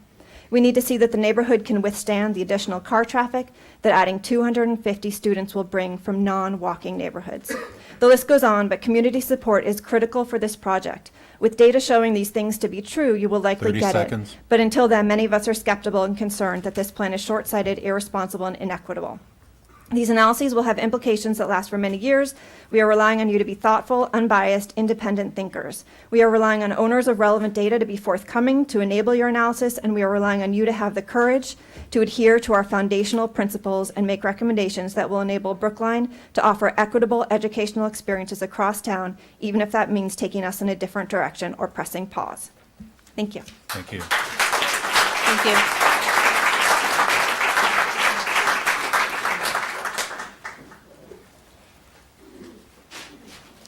Good evening.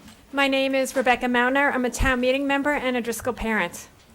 First, I'd like to thank the Override Study Committee for your countless hours of work poring over data and projections. Although there are many important elements to Brookline education, I'd like to speak tonight about METCO. I echo what my colleague Tommy Vitolo said, that if we would increase METCO, we would actually be increasing the quality of education that our children will receive here in Brookline. METCO is essential to providing high-quality public education to current and future Brookline residents. As the parent of a young child and someone committed to the future of our town, affirming our long-term commitment to a robust METCO program is of vital importance. You have heard this evening from several families of color and the importance that METCO has played to them. I am speaking to you as a member of a white family and the critical importance that I think METCO provides in providing my daughter with a sound education that will prepare her for the world in which she lives and will work and live as a grown-up. Without METCO, or with a reduced METCO, graduates of Brookline Public Schools will be less well prepared to live and work and build relationships and community in the world they do and will inhabit. These are the people we are relying on to build our future. We need all of our students, including the predominantly white students in Brookline, to have experience and be capable in building strong and effective relationships with people of a wide variety of race and class backgrounds. Most residents of Brookline do not get much of that. METCO is one of the few limited opportunities that most white, middle, and upper class students of Brookline have, and it is essential to preparing them for the world in which they live. Civic and social competence, being prepared to function well in our world, demands that young people gain skills and experience in interacting with a diverse group of peers. METCO is one of the main ways we provide that to the children of Brookline, and I urge you to continue to support and expand it. Thank you. Thank you.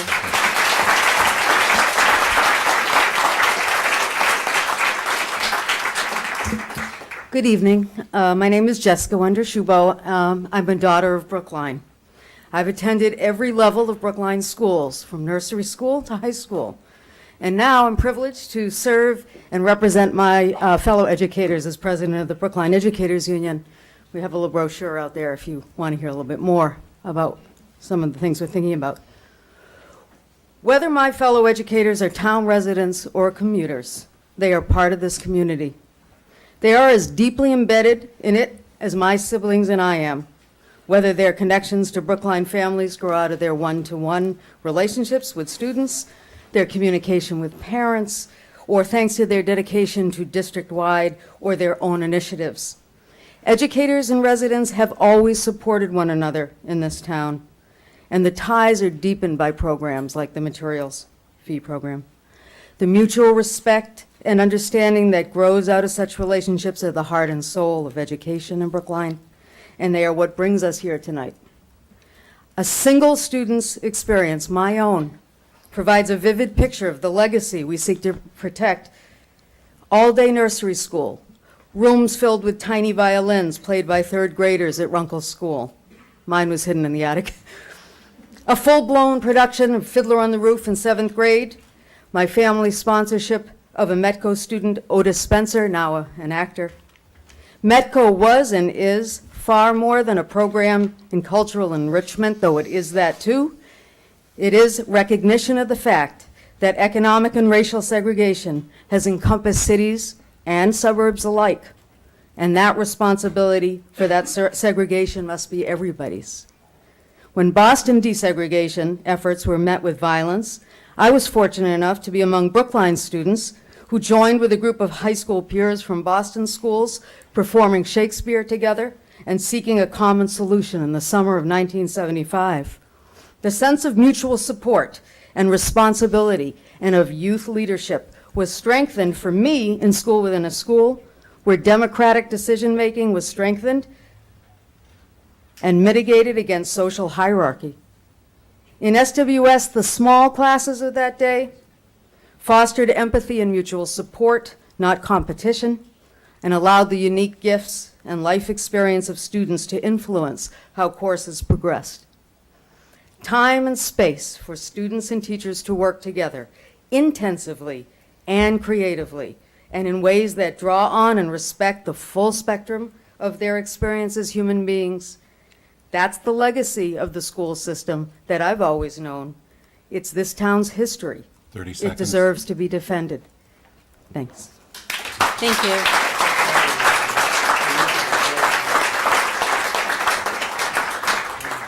Just if you hold for 1 second. There are two more speakers in this group. The next group, for those who might be listening downstairs, are up here. Gary Jones, Thomas Nally, David Leszczynski, Jared Orsini, Monica Brady-Myroff, and Carolyn and Eli Newberg. Please go ahead. Sorry. Good evening. Jim DiCarlo. I want to thank you for giving me a chance to speak. I'll just have a few comments here. I'm a Driscoll parent. I have one child in Driscoll, another up and coming to Driscoll. I appreciate that we're all in this together, and I'd like to help be part of the solution that equitably improves public education for all of Brookline residents. And as a taxpayer, I'm supportive of new taxes and this override for well-run schools. However, I must say that I'm so far very disappointed with what's come out of the B-Space process, and I'm very concerned about what appears to be a last-ditch effort targeting of the Driscoll School funded by this proposed override, and that's why I'm here to speak. First, I would have expected to see the following two items from this process that I've not seen. First, I would have liked to have seen the subcommittees show that they've exhausted every available option that balances this supposed overpopulation problem across schools before imposing the full burden of that problem on just one or two schools. I've analyzed personally the B-Space report and saw that many less disruptive and perhaps less expensive options were rejected without serious consideration. It is widely known and reported that rejections of many original ideas were driven much more by small groups of community backlash rather than data-driven analysis. Frankly, that's a failure of leadership, and I encourage you to lead. Second, we must show parents of targeted schools, including Driscoll, that there's a clear and detailed plan for all school changes, including outdoor space, community, cafeteria spaces, a specific plan for how and when and Driscoll kids would be educated in the meantime, including things like extended day and transportation. Why, for instance, is Lincoln School being proposed as a school that my kids can go to for a couple of years, but not as a permanent option? That doesn't make sense to me as a parent that expects to be having my kids well educated. So until these two items can be addressed to the community's satisfaction, one cannot reasonably expect to garner full community support. But if you can address these items, I, as a Driscoll parent, would be happy to support it, and I know many of the Driscoll community would as well. So I thank you for your time. Thank you. Thank you.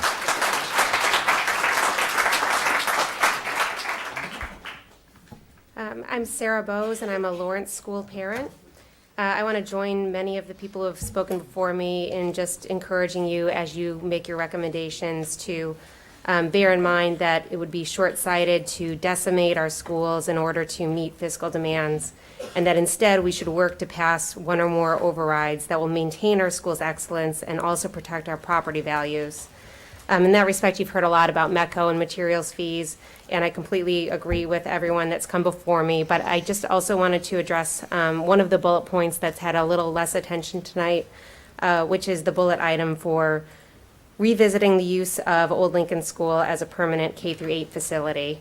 I hope that this idea is becoming moot because Dr. Lupini has been clear that OLS is greatly needed as swing space. But in case you are still considering it, I just wanted to note that, you know, even as swing space, families have over the years tolerated going to OLS for a year or two, and it's expected that families will continue to tolerate it on a temporary basis. However, I've heard very few families say that they've really enjoyed their experience at OLS, and I've also heard very few families say they look forward to, you know, spending a couple years there. So, you know, OLS is just not on par with Brookline's excellent existing K-8 schools, and it would be extremely inequitable to relegate any number of Brookline children there for 9 years each.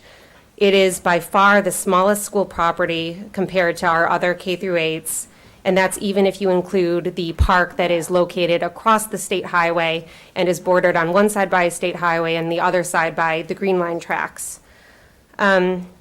The location directly on the state highway raises environmental and health concerns, especially for children that would be there for 9 years.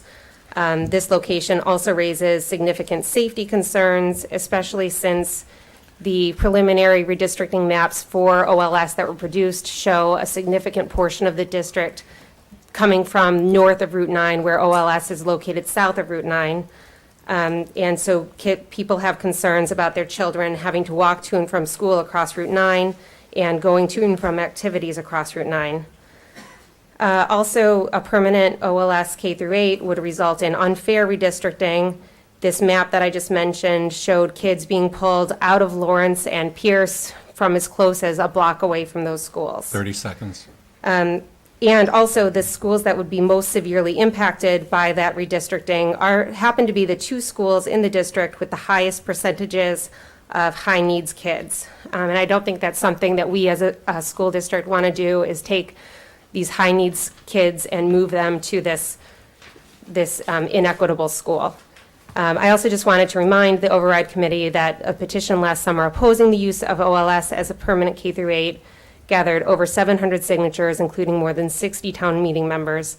And I thank you for your consideration and for your ongoing work. Thank you. Thank you. Last call, a resident of 22 Russell, Dana Raymond, if you are here, please feel free to come to the mic. Gary, please go ahead. Gary Jones, library trustee, town meeting member, and senior citizen, and former Boston school teacher, in no particular order. But what I want to say is that, you know, generations reach out to each other. There's been an alarm, and some of you have said tonight, well, we're discerned, we're upset in a sense because our enrollment is increasing. Well, let me say something. If the enrollment is increasing while all around us there's declining enrollments, that's a testimony to the Brookline School Committee and the Brookline schools. And I want to say, as a senior citizen, I voted for every override in the past. It's not in my economic interest, but it's not all about the bottom line. It's about our responsibility to future generations. And this idea about METCO, I mean, I taught in Boston, and I know what I'm speaking. I sang in the past when our children went through all the schools in Brookline, from elementary school to high school. Brookline in an urban environment was a shining light for our kids and the kids in Boston. And if you're going to throw these METCO kids for future generations under the bus, that's exactly what you're doing. And to me, I'm willing to vote for that. I'm willing to vote to continue METCO and even increase it. Because you have to remember, it's not all about the bottom line. We're here in Brookline, and we're becoming a more wealthy community. In my opinion, that means we can even more afford it. And to be alarmist like this, I think is a mistake, and we're going down the wrong road. because I thought it was appropriate that the lights went off. Because what you're doing, if these cuts all go through, you've turned the lights off and that shining light for the urban environment. But they flickered. So maybe there's some hope in flickering.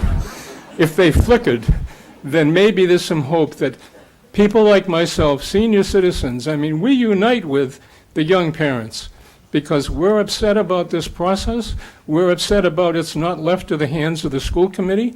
And I've always, like the young man from New York, we've gone along with the school committee because the schools, and I'm saying this as a library trustee, we have good school services, we have good library services, and the firemen and policemen are not to be left out. We shouldn't stint on these things.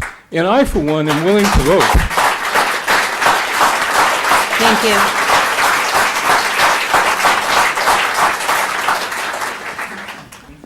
My name is Tom Nally, and I want to applaud, first of all, the work of this committee.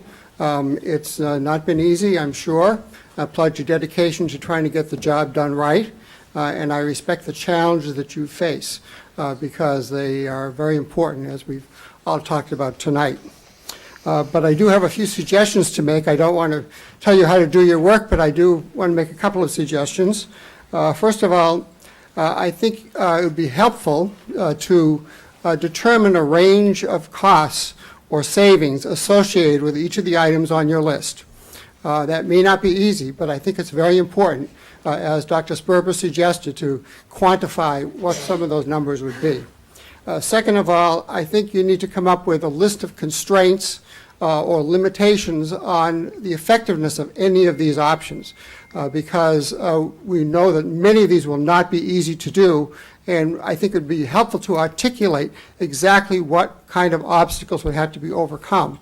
And finally, talk about what it would take to overcome these obstacles, if indeed that's possible.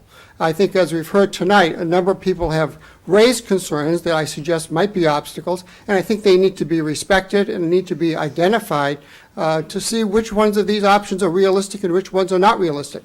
Because I think, as we've heard, a number of the options may not be very realistic, and we need to quantify that so that we can make, collectively, make a good judgment as to what's possible and how that relates overall. So I thank you for your work, and thank you for the opportunity to comment. Thank you. Thank you. I would like to mention that the Override Study Committee has certainly started putting ranges, wrapping numbers around these suggestions, and has certainly also talked about feasibility. So thank you for your comments. David? Hi, my name is David Lashinsky. I'm the owner of Eureka Puzzles. I'm a longtime resident here in Brookline. I'm also chair of the Coolidge Corner Merchants Association. The issues you're dealing with are quite thorny, and as you could see, generate an intense amount of interest given by the number of people here and still waiting to speak. I'm going to focus on just one of the proposals in the study that was done, and that was to raise the parking rates for the parking meters. One of the issues that, as you know, is dear to me is having a vibrant Coolidge Corner environment.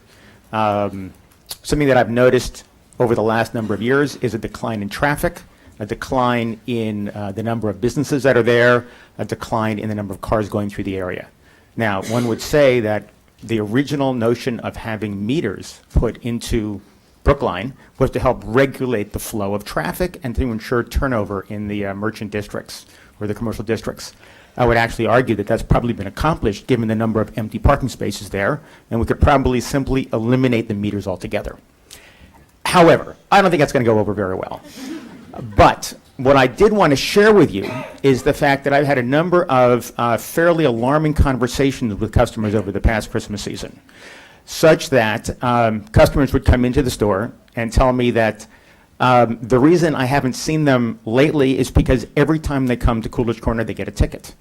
And in fact, a number complain that they get more tickets in Coolidge Corner than they do in Boston.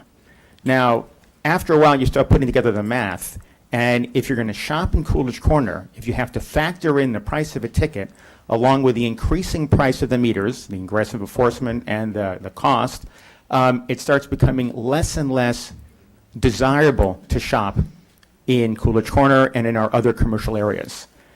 With a decrease in traffic, we get a decrease in viability for the businesses. Businesses go out. That's going to just generate more pressure in reducing the interest in this area to retain customers and to bring new customers here. So my message today is very simply to please leave the meters alone or reduce them. The aggressive enforcement, the long length of the meter time has been a major problem and is certainly reducing the traffic and the flow that I'm seeing in the area. Thank you for your time. Thank you.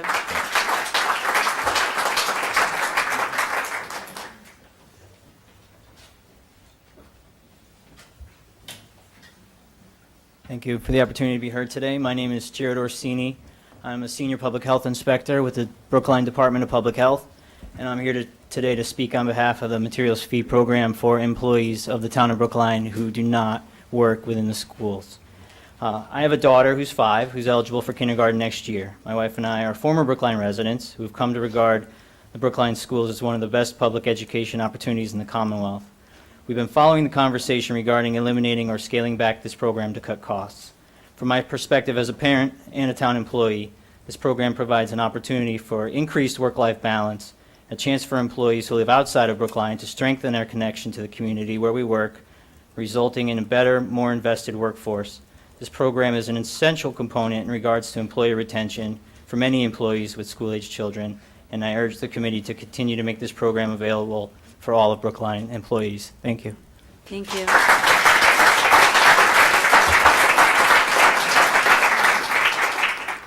Good evening. My name is Eli Newberger. I live at 92 Evans Road, and I speak on behalf of my wife, Carolyn, a clinical and developmental psychologist, and myself, a pediatrician.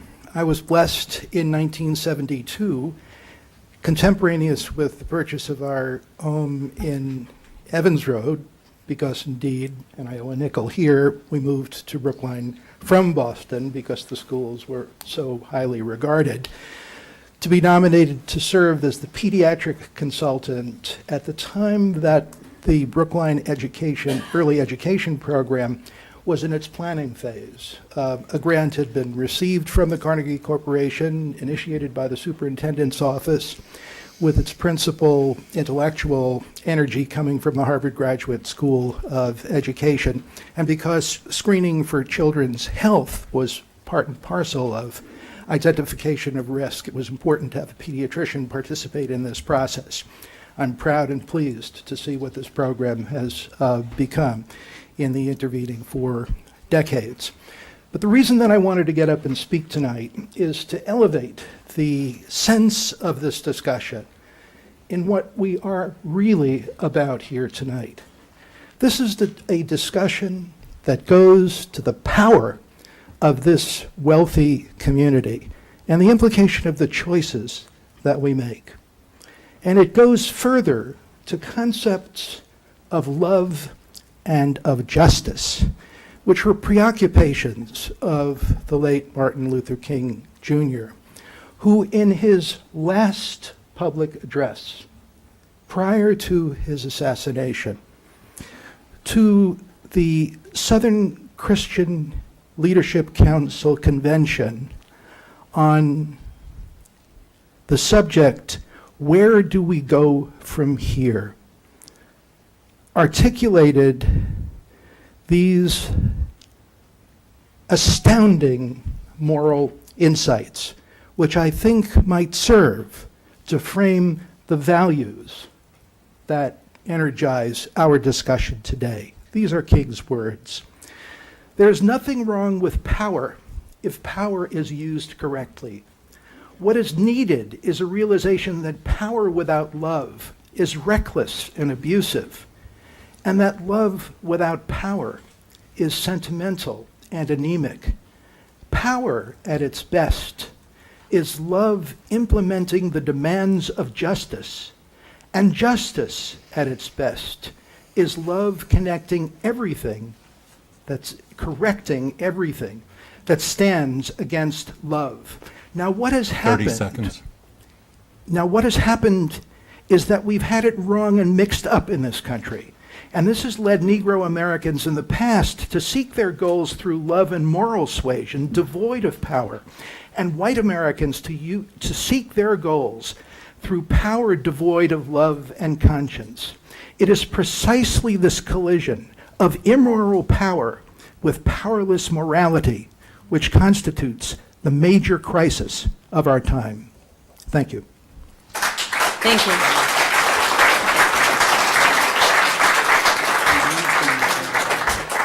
I'm not sure if I'm next. Monica Brady Myeroff. I'm next. And then the next, let me just announce the next group. The next group, Brian Hochleitner, Regina Healy, Gabriella Strecker, and I apologize if I've misread that last name, Chris Callaher, and Calvin Thompson would be the next group after Ms. Brady Myeroff. Hi, I'm Monica Brady Myeroff, and I'm joined by my husband, Adam Brady Myeroff, and we have 2 girls in the Heath School in 5th and 7th grade. And we're here to speak in support of the materials fee program because we, like many people in this room, moved to Brookline for the quality schools, and we believe that it's the teachers that make the schools excellent. And the quality of those teachers is strengthened by this materials fee program. And we've already heard from others who talk about what a great recruitment tool it is and retention tool. And I just want to tell you how, as parents, we see this. You know, our kids have been in the school now for 8 years, and we see the teachers staying, and we see the teachers who have kids either at Heath or at other Brookline schools that they put in the extra mile. They're after school, they attend the international night and the book fair, and they volunteer, and they're around a lot after school. It's noticeable, their involvement, and how it is noticeably stronger, in fact, than maybe other teachers who I know don't have their children in our Brookline schools. So I understand the cost of this program. It seems minimal to me to lose and short-sighted to lose something that really creates such a strong bond for our schools and for the kids in the schools with these teachers. I also feel like when you look at that figure you put up at the beginning of the meeting to say that our homes, you know, the median price of a home in Brookline is $1.1 million. And what teacher could afford that? We're not going to be able to attract high-quality teachers if we ask them to have a single-family home like most families want to do and live in the community where they work, when the reality is our home prices are so high. So I feel like to eliminate this program would be very short-sighted, and we might not see the effects right away, but I'm sure that we would down the line. So please consider keeping it. Thank you.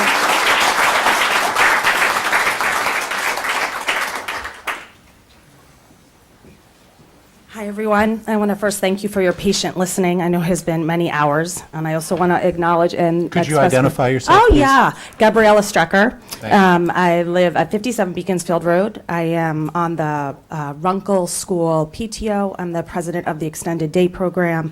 I'm the wife of a 4th grade teacher and the mother of a 5th grade son. And so therefore, those are the characteristics that qualify me to speak to you this evening. So I'm here both on behalf of the Brookline Teachers Materials Fee Program as well as the METCO program. I'm here because both of these programs, as many of our very courageous speakers have, particularly the students and youth tonight, have shared, they add a level of enrichment, a level of diversity, a level of quality to our education and to our students' lives, as well as our teachers' lives that really, really matter. I also want to call out that my husband, who does, as I say, teach 4th grade and began his career as an extended days teacher and then became a kindergarten teacher, often speaks about the quality of student that is represented and brought to our community by the families who benefit from the Teachers Material Fee Program. These students come to our school district already understanding what it is to be in school and what it is to learn. And in that way, they become leaders in our school communities. And their parents, as many have attested, become leaders in our parent community, enriching and committing their time, their families, their education themselves to the process of our children growing to be whole adults. I also want to say I was very struck by the comments from the school committee speaker when he spoke about the vision and the strategic plan going forward. And I want to say that I live my daily life in the corporate world. And in the corporate world, many of us talk about the only way to execute against good strategy is by having good talent. And so this program in particular is, as far as I can see, one of the key drivers of talent retention in our community. And in that way, I think it speaks volumes not only to the quality of the education, but to the quality of our town's commitment to moving our community forward. I want to just spend 1 minute on the question of Metco. I'm sure I'm at like 1:30 at this point. The question of Metco, many different speakers have talked about diversity. They've also talked a bit about what it is to do right by the community, to do right by other communities. And I have to say that all of that is by far and true the most important thing. And I said to my friend and colleague who was here tonight, oh my God, if one more child stands up and talks about the value of Metco, I mean, I have to just keep pinching myself so I don't cry. And that's true. But there's also this piece about how do we think about the kinds of children that we are trying to raise in the world, the kinds of children who understand that they're not necessarily, and not the whole world is necessarily entitled to the values, to the quality, to the contribution. So as you make these very hard decisions, which I'm sure will become a series of trade-offs, having unfortunately been in the seat that you're sitting in, looking at a balance sheet that doesn't balance, I want to invite you to, kind of go back to that proverbial drawing board and think one more time about looking at the places where we're not destroying value by cutting budget, but actually we're supporting the ways that we create value in our educational system while managing the budget. Thank you very much for your time. Thank you.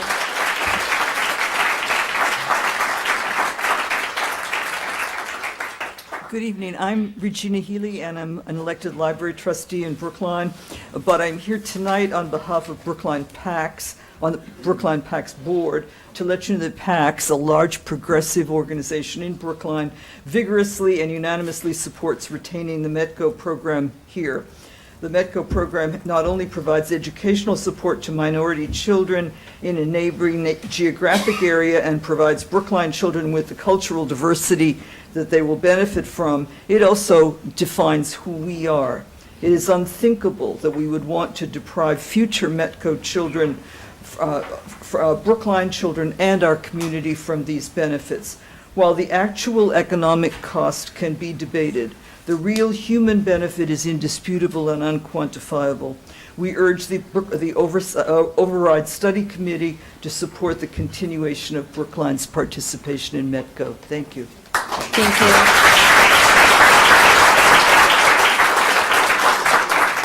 1 minute and 81 1/100ths of a second.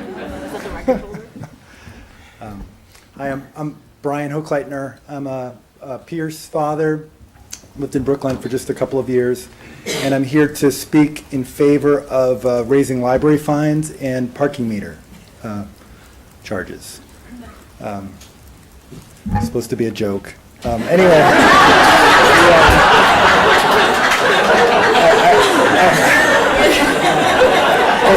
in honestly, I did want to say that I came to the meeting last week and I was incredibly impressed with all of the very thoughtful ideas that were presented by different subcommittees and all the time that people have put in. And tonight I've been just incredibly blown away with how articulate and passionate and intelligent this community is and the people in this room are. And I just want to say I'm really proud to be in Brookline and to be in this room and part of this discussion. I think that there's a lot of hard decisions that are ahead of us. I did want to talk about two specific things. One is I'm a member of the Human Relations Commission for Brookline, and we're going to be separately working on submitting something in writing supporting the Metco program. So I won't pile on about that. There's been enough people talking about Metco.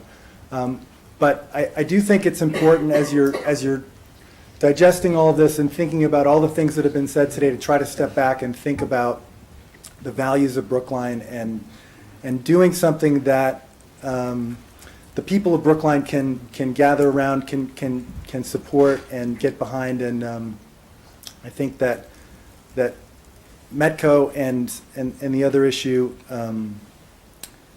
the old Lincoln School being turned into a permanent K-8. I think both of those are things that sort of are, as someone said earlier, kind of third rails here. There's been a lot of discussion about both of those, and I think there's so many other good ideas that we should kind of focus our attention on some of those other good ideas and move away from the ones that I think are just going to be dividing the community. Thank you.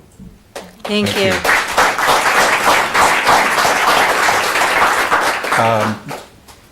With your indulgence for 1 second, the next group will be Sam Silberman, Francie Carlin, Paul Trahan, and Brian Mulkern.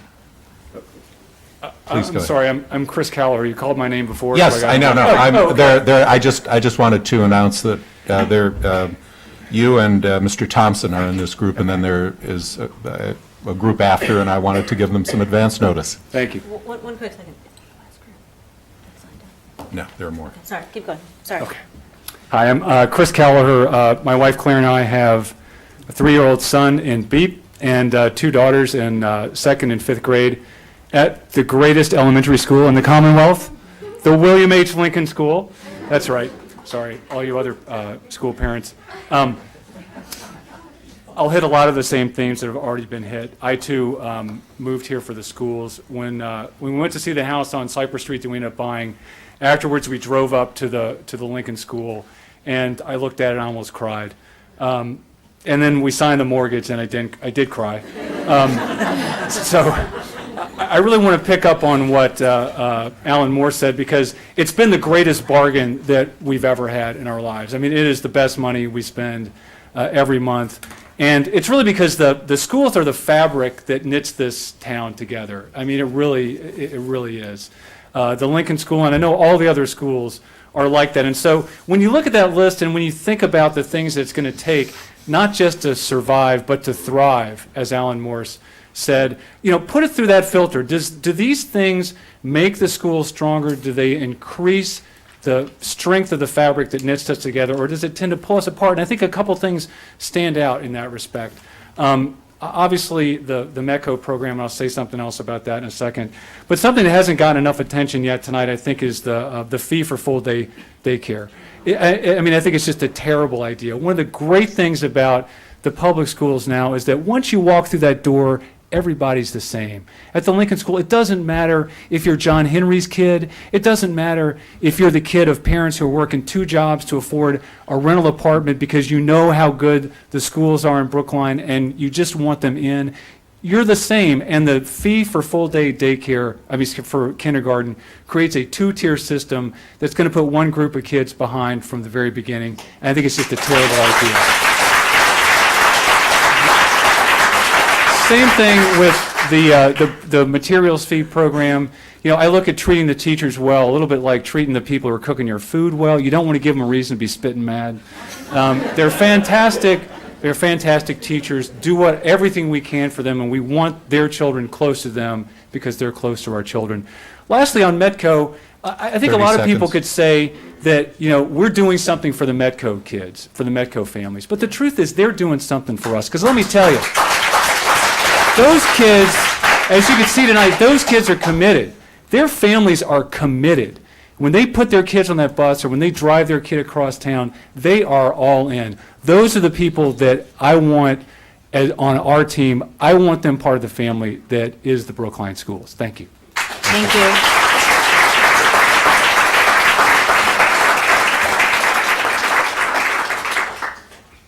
Hi, I'm Calvin Thompson. I'm a senior at Brookline High School and a Brookline resident. I'm here today speaking in favor of the METCO program and the Teachers Materials Fee program. I'll start with this. 2 of my best friends in the world come from METCO. Justin Cox and Gigi Gray. I've grown up with them. I've known them ever since I was little. And having them in our schools has been a driving force for my success as a high schooler and as a student throughout the program of Brookline Schools. And I came here today because 2 of my deans approached me last week and said, there's an override suggesting that METCO be minimized or cut in the future.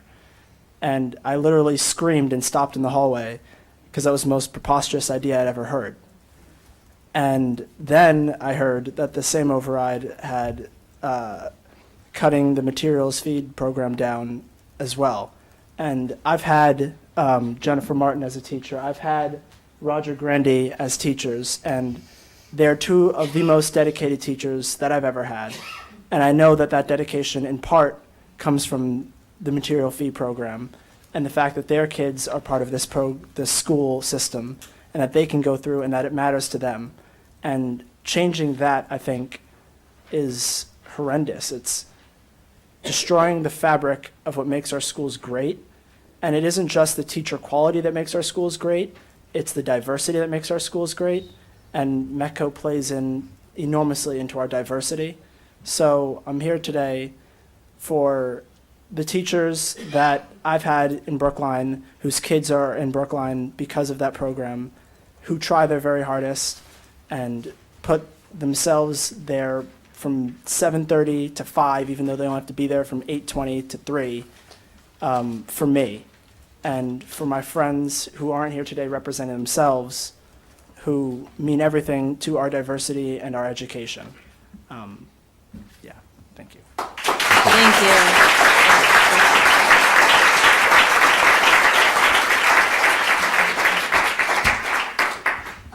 Hello, my name is Sam Silberman. I have a prepared statement, but most of everything that I have in here has been said. I'm a proud parent of a first grader at Lincoln School. I've spoken to various school committees over the past 4 years when my daughter entered BEEP, and every time I've come up here, I said that my daughter's getting a great education. I love these schools. I hope I can continue to say that for many years to come. So when I first started attending these committee meetings, I think the reason I started because there was something about enrollment. It was getting bigger, and we needed to do something about it.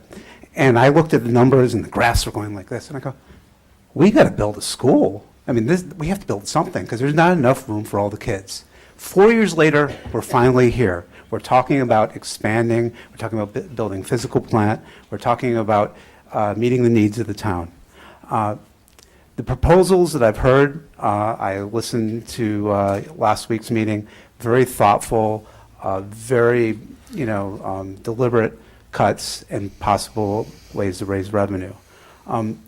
If we enacted all those cuts and we look for ways without really raising revenue, we'll still be here a couple of years going, we still need more money. We still have to build a lot of infrastructure.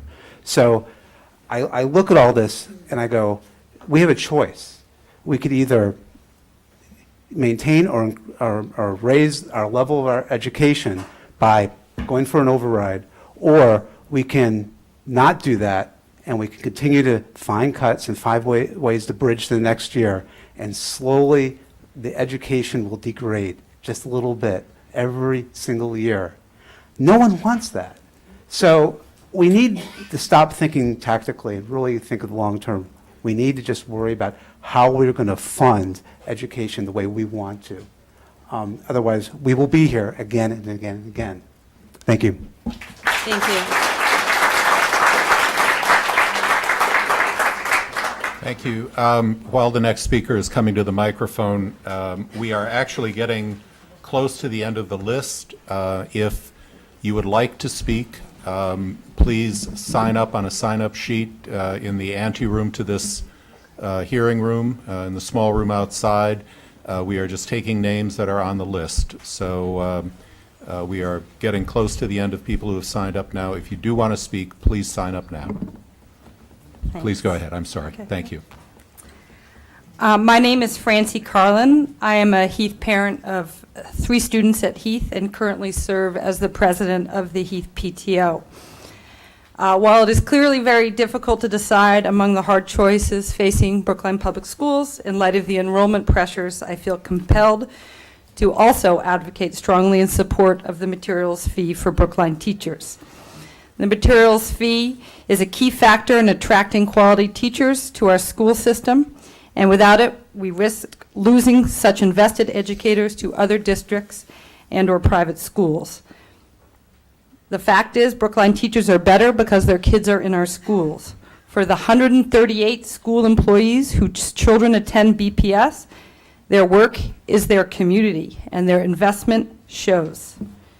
Meet Mark Goldner, grade 7-8 science teacher at Heath, who has traveled to the Arctic and inspired his passion for science in the young minds of our students.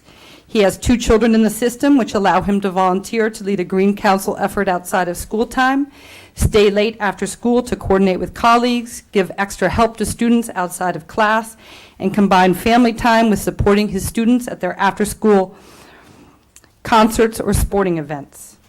Teaching children of colleagues undoubtedly makes him more conscientious about curriculum and relationships with students, and contributes to a cohesive educational community.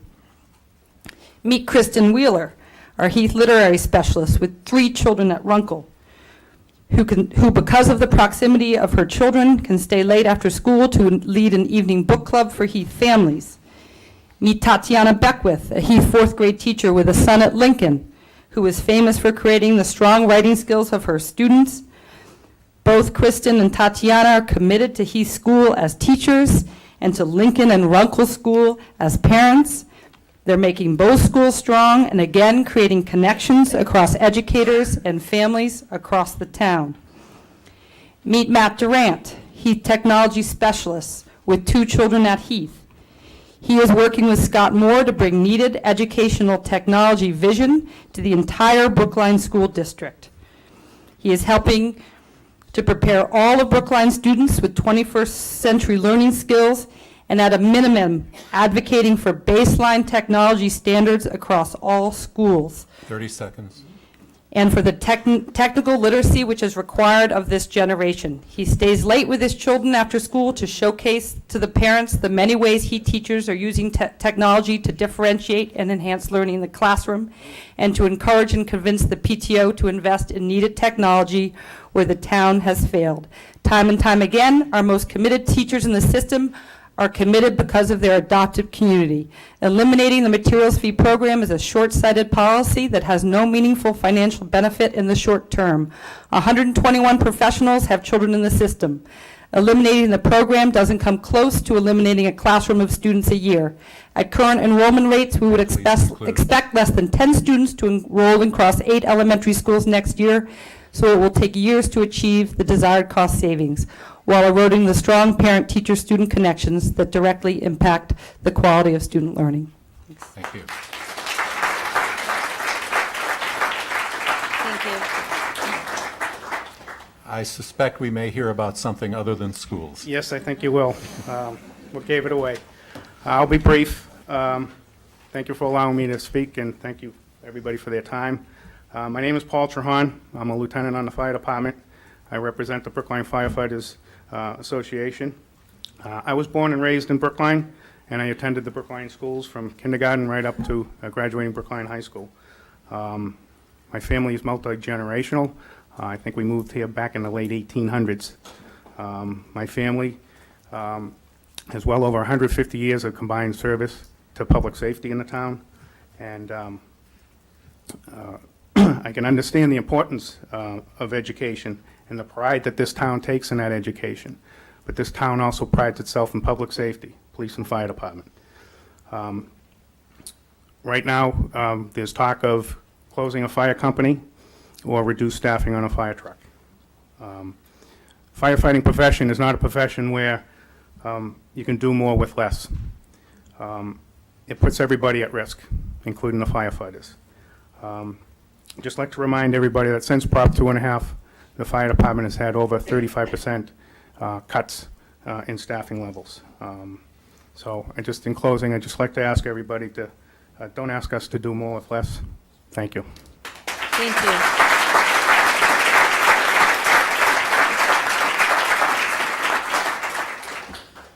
How you doing there? My name is Brian Mulcairn. I'm sorry. The next group and the last group that I have right now, unless others sign up in the back, are either Mr. and Ms. Dat from 12 Thorndike, and I apologize for my inability to read your handwriting, Rachel Sandalon Ash, and Mary Gillock.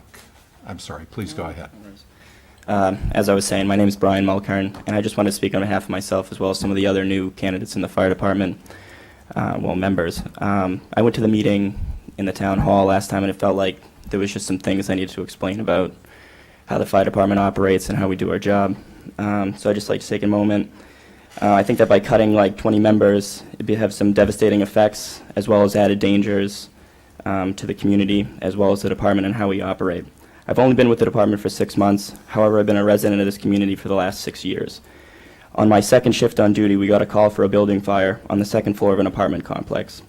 Every individual in the department has a specific task, whether you're on an engine or a truck, that's designed to increase the efficiency while preserving both life and property within this community.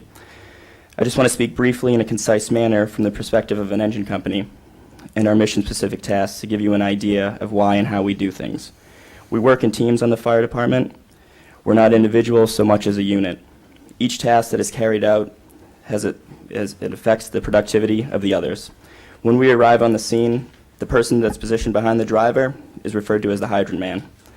It is his responsibility to pull off hose line off the back of the truck and make a wrap around the hydrant and send the engine down to the scene while he prepares the hydrant to send it water. The driver then consumes control of the pump, which is a mathematical task ensuring that he sends the proper amount of both water, volume, and pressure through the hose, while considering multiple other factors such as elevation and friction loss.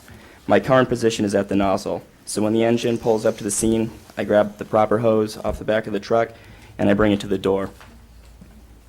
The officer, who sits in the passenger seat, assumes command of the situation and proceeds into the building, and I go right behind him.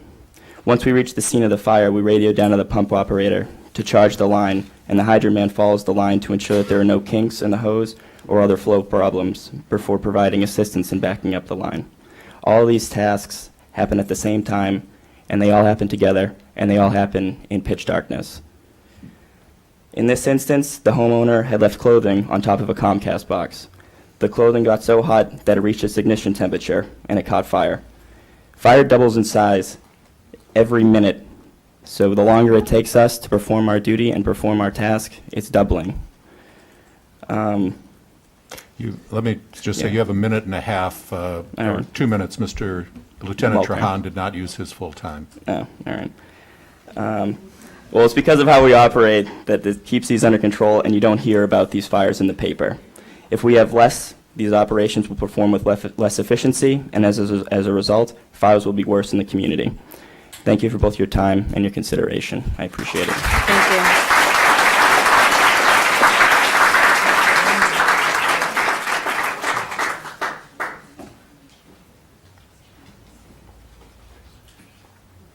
Okay. The resident of 12 Thorndike, Mr. or Ms. Dott, and I again apologize, Rachel Sandelon Ash and Mary Gillick.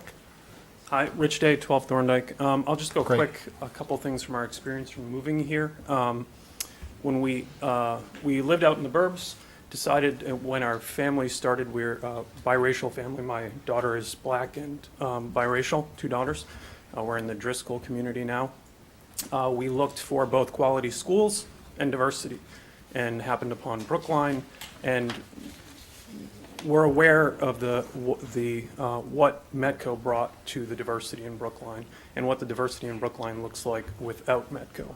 One of our kind of reasons for moving was we didn't really know who the girls would go to the prom with, but we decided they should be able to go with someone who looks like anything. And we want to make sure that that kind of continues. The other big part that's impacted us is the BEAP program.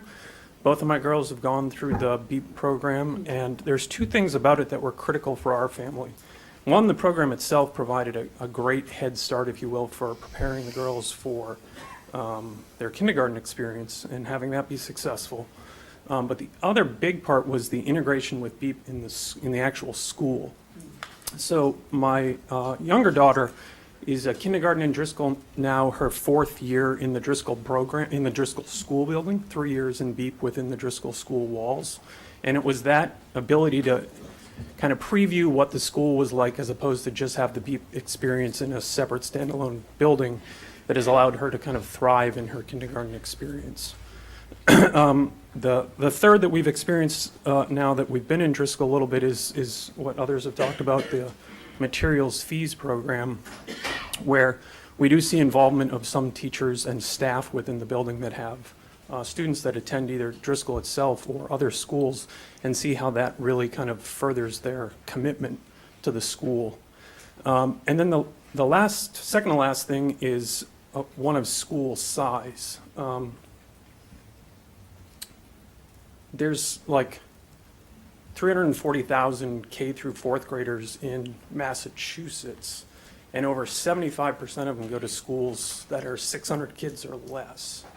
And this thought of putting these kids in 1,000 school, 900 kids schools, will put them in a population of about 9,000 kids in the school of their 340,000 cohort that attend schools that big. And it's really a large percentage of them come from towns like Brockton, Methuen, Malden, very, very large towns with much, much different problems than we have. So I'm not sure that devotion as it is today and other schools heading towards that direction is something that 30 seconds. that is a good thing to fund. And then lastly, I'm excited about kind of spending a boatload of money on the schools and the town in general. I think what will be worse is having a conversation 10 years from now and potentially having to shut a school down because cuts that have been made have eroded the populations in the schools and cause us to have to pick and choose which buildings that we've renovated will now get closed down because the town isn't as appealing to people. And then lastly, I'm not willing to rush into a burning building in my job, so I don't know that I can evaluate whether or not how many people are right for a fire company, so I assume they know what they're talking about. Thanks. Thank you.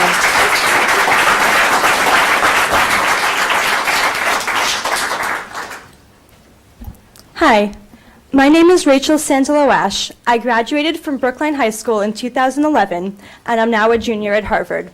My younger brother is currently a junior at Brookline High. So as I read over these proposals to cut METCO, to cut the materials fee program, to impose all sorts of costs for preschool and kindergarten in Brookline, I was just really sad. I was sad that the town that I always was taught cared about diversity, cared about equity, cared about justice, was enacting the sort of austerity measures that I would have expected to see from, like, I don't know, Republicans in Congress or something. You know, and I was taught it at Brookline High, and I think it's really important to see education not as something that is the privilege of the white and the wealthy, but as something that is a universal right. I think people have mentioned this before, but public schools in the United States are now more segregated than they were in the late 1960s. This is crazy. That was a really long time ago. And the town of Brookline, according to the 2010 census, I just looked this up, is 3% Black and 5% Latino. That's really low. That's really low compared to the country as a whole, and that's really low compared to the Boston area. METCO alone can't make our schools genuinely integrated, but without METCO, we're just doing even more to perpetuate the sorts of race and class hierarchies and racial and class stratification that we're seeing in our own metropolitan area and around the country. One of the most, I would say, impactful classes for me that I took in high school, in 10th grade I took an English class in School Within a School, which is this like democratic alternative program. I took a class on identity, race, and literature. It was fantastic. It opened my eyes to the history of racial dynamics here in Boston, to the ways in which issues of race and class affect our lives on a daily basis, things that I, as a white student, had the immense privilege of not really thinking about beforehand. And I have so much respect for my friends and classmates of color in that class who had to put up with all these kind of ignorant white kids as we went through that. And I'm thinking, what would it mean to take that class if we went to a school that was significantly less diverse than it is right now? METCO has already been sort of proportionally cut. I think that every student's learning experience is greatly improved if the diversity of the school is improved. So I would say METCO should not be cut, it should be expanded, and we should have, a truly diverse group of students in all of our classes that will be beneficial for everybody there. 30 seconds. Oh, sorry. I also want to just speak to the teachers who I had at Brookline High.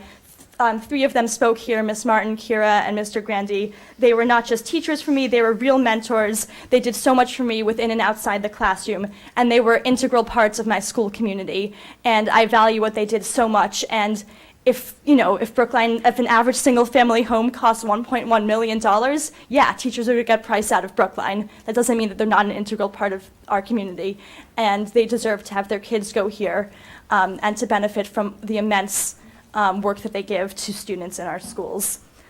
So in 2008, back when I was in high school, we passed a really awesome override. At the time, I was upset because we got 20 extra minutes of class a day. In retrospect, that was really important. And and I hope we pass.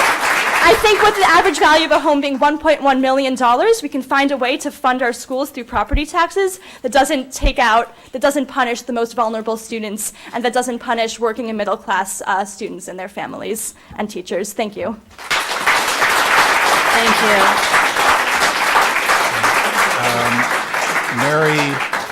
Mary Gillock is the next speaker on the list. If you would indulge me for a second. Janae Johnson, Andrew Shallett, Peter Kleiner, Rana Razi, and Tatiana Beckwith are also signed up to speak. Thank Hi, you. I'm Mary Galach. I've met most of you before. I've spoken here before, so I will not take my full 3 minutes, I promise. But I come here as a parent of two Driscoll children. I've got a 6th grader and a 4th grader. I'm also an abutter next to the Driscoll School. I'm also a realtor, and I hear about this every single day in my car for about 8 hours a day, because everybody coming to Brookline is talking about the schools. There's not a soul that gets in my car that doesn't ask me where they should go to school. What's the best school? Everything about the schools. It's so important to people moving to Brookline. It's who we are. It's a group of people coming here for the education and for the values of this community.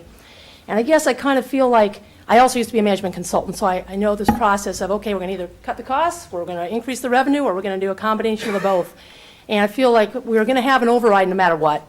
I mean, unless you're going to, cut material fees, cut, Medco, and commission the old Lincoln School, unless you do all those things in tandem, we're going to have an override. And I kind of want to be excited about the override. I want to say, we're on board. I want to see some innovation. And I think we've got so many smart people working on these things. But I feel like the plan that we've got going on here isn't a real master plan, and I feel like we're kind of bailing just to keep the boat afloat a little bit. So I'm really hoping that all these smart people, because I've been so impressed by all the work that's going into this. I've been coming to all these meetings and doing an awful lot of study of what's gone on, and there's been a lot of smart people addressing the problem, and I really hope we can come up with some innovative solutions that can get the whole body of Brookline buying into the override, because no matter how many costs we cut, I don't see a way, unless we do those 3 things, or maybe something I'm missing, doesn't feel like, to me, we can make enough cost savings to just status quo it. We've got to have an override, and we've got that 83% or whatever of the body of people living in Brookline that don't have kids that has to buy into it. And so I think we need to have a real thoughtful plan. I know you're working on that, but I'm here just to say I appreciate what you're doing, but I really want to be excited about what that override is so we can get it passed and actually have an awesome, awesome school system. Thanks. Thanks, Mary.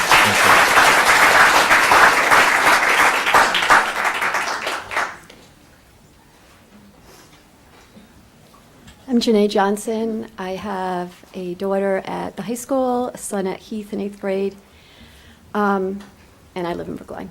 I don't have a prepared statement because I thought someone might have spoken about this already, but basically I support everything that's been said tonight, and I feel like if we're going to go for an override, we should go for an override and do what we do best, which is educate our children and provide a safe place to live.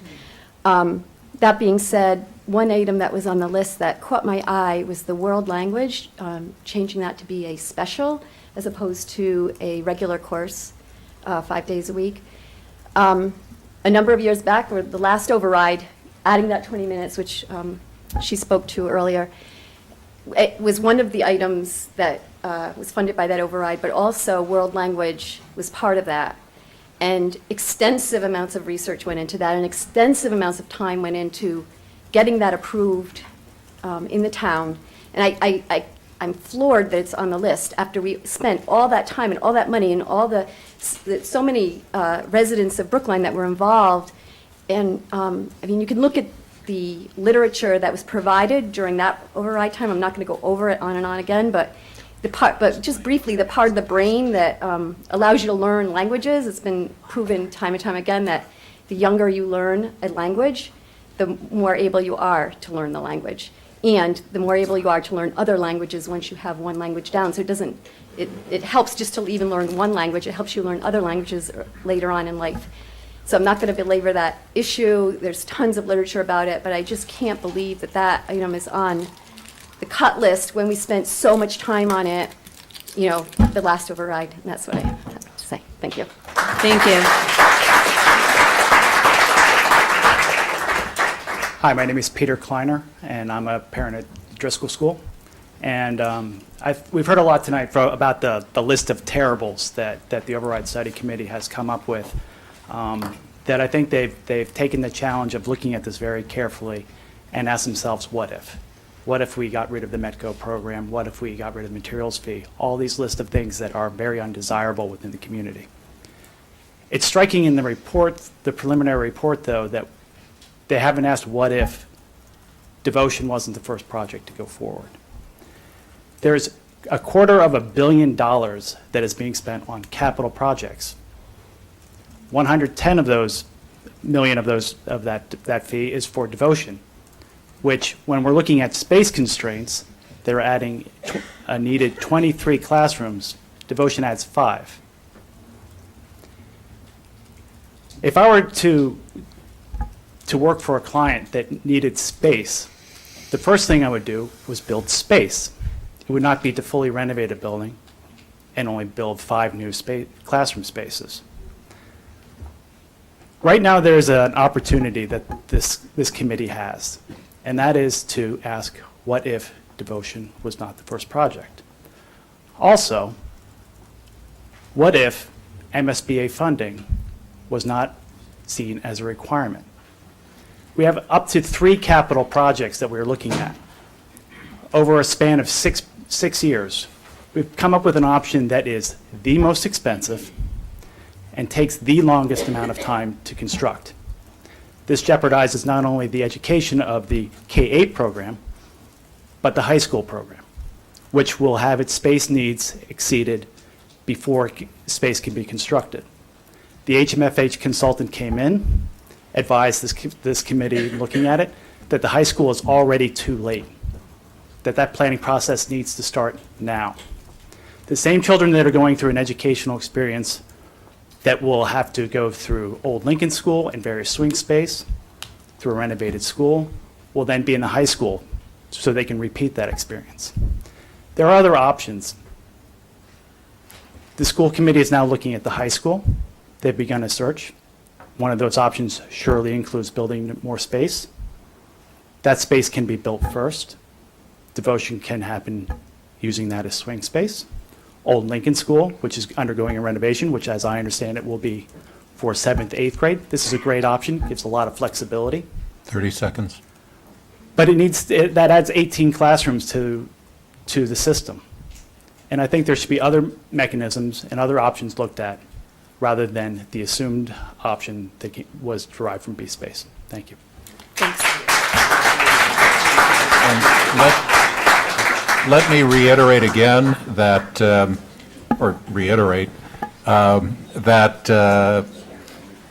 if you have written comments or you want to extend the comments you've made, please feel free to email Susan Wolf-Ditkoff or me, or both of us. I think both of us would be best. And our email addresses are on the town's webpage if you go to the Override Study Committee banner on the carousel on the town's homepage. Thank you. Please go ahead. Hi, my name is Andrew Shallett. I'm a resident of Brookline. I have a second grader at the Pierce School and a preschooler in Beep at the Lynch Center. There's been a lot of talk tonight about the importance of maintaining the quality of schools in Brookline, and I don't think, unfortunately, that really gets to how deep the problems are. I think we should be talking about restoring the quality of schools in Brookline. you know, Pierce is great in a lot of ways, but, you know, with our school system as a whole, in the last few years, we've seen the class size go from 18 to 21. Pierce is close to 800 kids operating with one principal and one vice principal. There are a lot of suboptimal spaces being used as classrooms. We've removed aides from second grade classrooms.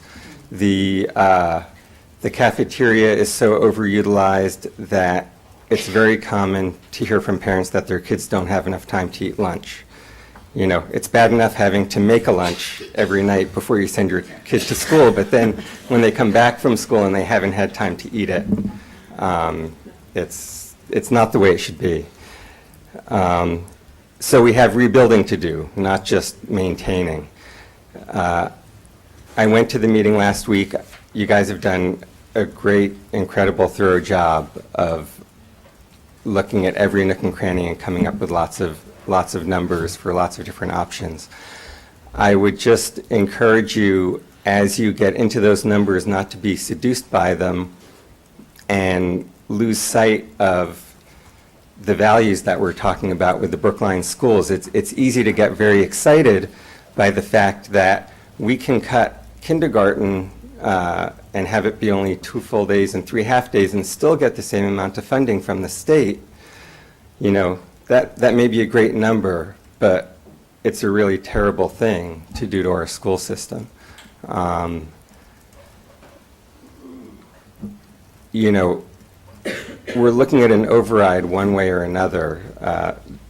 Again, last week I heard a lot of great ideas, also a lot of terrible ideas, letting class size go to 24, you know, cutting Metco, cutting the materials fee program. 30 seconds. The people of Brookline may vote and hopefully will vote for an 11% override that gives us great schools. Don't fool yourselves if you think that they'll vote for an 8% override that gives us second-class schools or mediocre schools. We really need to go all the way with this if we're going to be successful. Thank you. Thank you.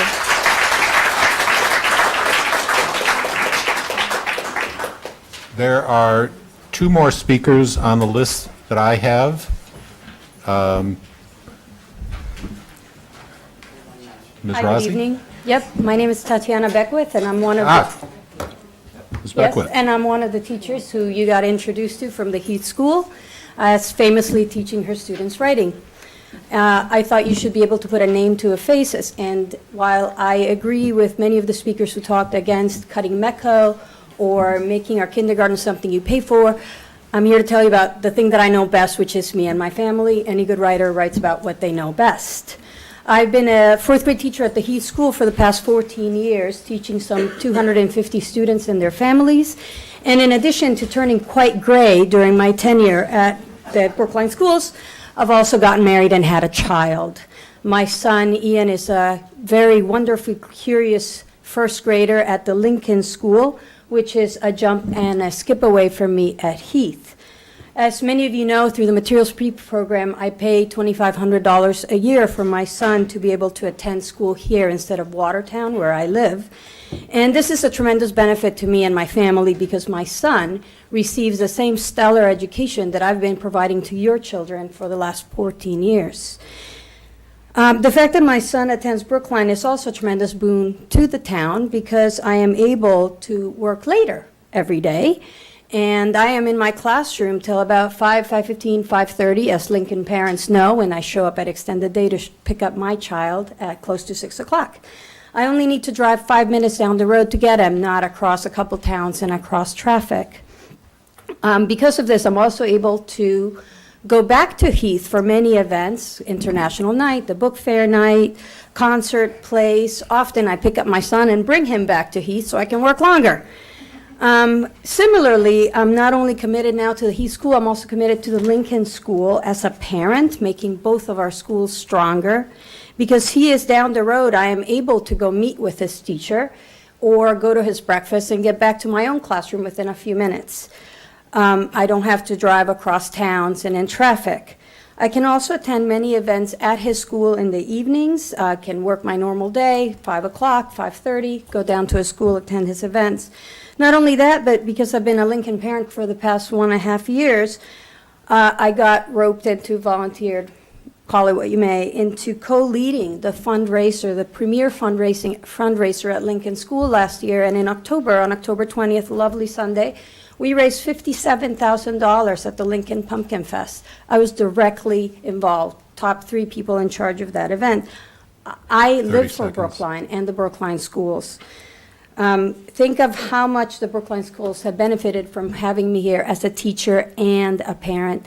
The thing is that we've talked about recruitment, and it is a recruitment and retention tool. I, for one, know that I'm not planning on going anywhere till my son graduates from Brookline High School in 2025. It's a long time to be here, and I can't speak for all my colleagues across the system, but I'm sure many of them are staying in Brookline for exactly the same reasons. Because of the high enrollment numbers, we're trying to cut this and many other programs. And the fact is that only 178 staff children are in this program, and our enrollment every year is only about 20-ish. So our children are spread across the schools. As I listened to the subcommittee's report on the override, I was dismayed that the impact of getting rid of this program was listed as unknown, while the savings of dismantling it seems so clear-cut. I suppose that if you're number crunching, getting rid of this program may be an easy way to recoup funds. Perhaps some people don't see the benefits of having my colleagues and myself as teacher parents in the system, and descriptions such as the one you just gave, which illustrate my motivation and inspiration to Brookline, seem what? Intangible, perhaps imperceptible. Let me offer you 2 other words. How about priceless and invaluable? Thank you for your consideration. Thank you.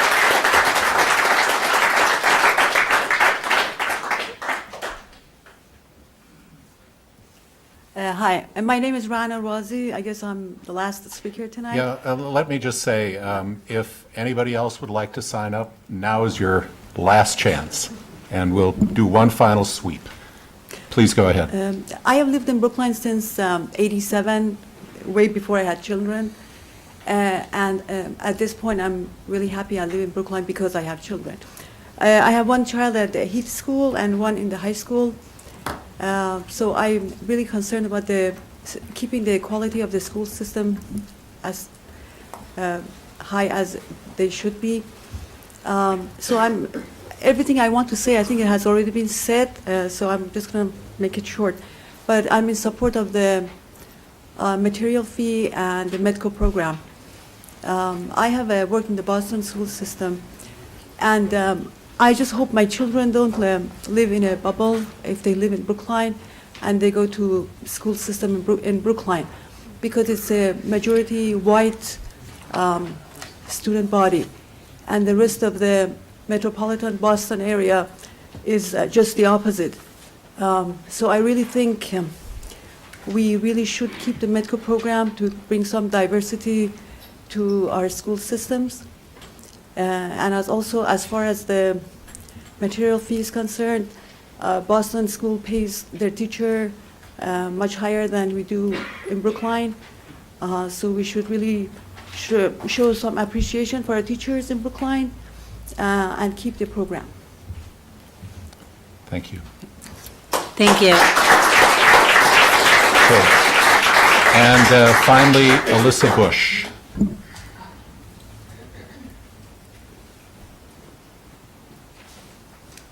Thank you. I didn't prepare any comments, but I've just been very moved by so much of what we've heard. And I guess I have an overall comment and a specific comment about one topic that hasn't been raised. My overall comment is it feels like we're with so many of these proposals, and I appreciate why we have to have this process and air out all of these considerations, and they're really important. But it feels like so much we're cutting to the marrow in our schools. And I feel like we're already going to, as people said, we're already going to have an override. Let's be excited about the vision of what's in our schools. I think if we cut so much, it's going to feel not so good. So that's my overall comment. My specific comment is, I haven't heard folks talk about extended day. And I know one of the proposals was about perhaps charging rent or changing the composition of how we do extended day.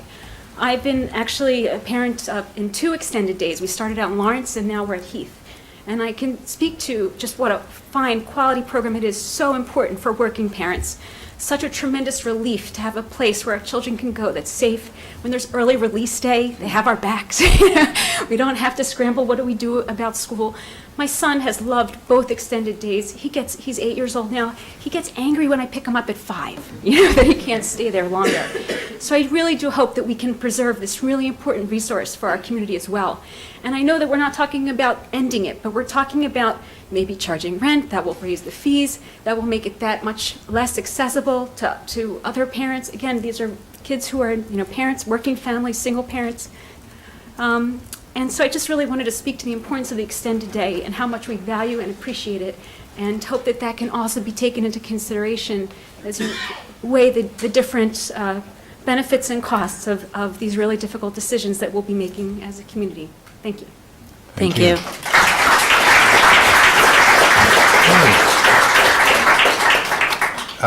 Thank you all. Thanks to the committee. Yeah. I just want to express my personal disappointment. I lost a bet. I was sure we were going past 9. So given that nobody else wants... Are there 10 other speakers? Thank you all very much. This is a perfect example of why we all live here. Thank you for your attention. Thank you for your politeness and for the demeanor of this process. And thanks to the committee.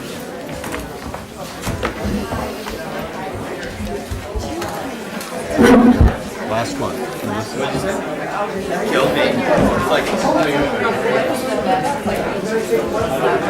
So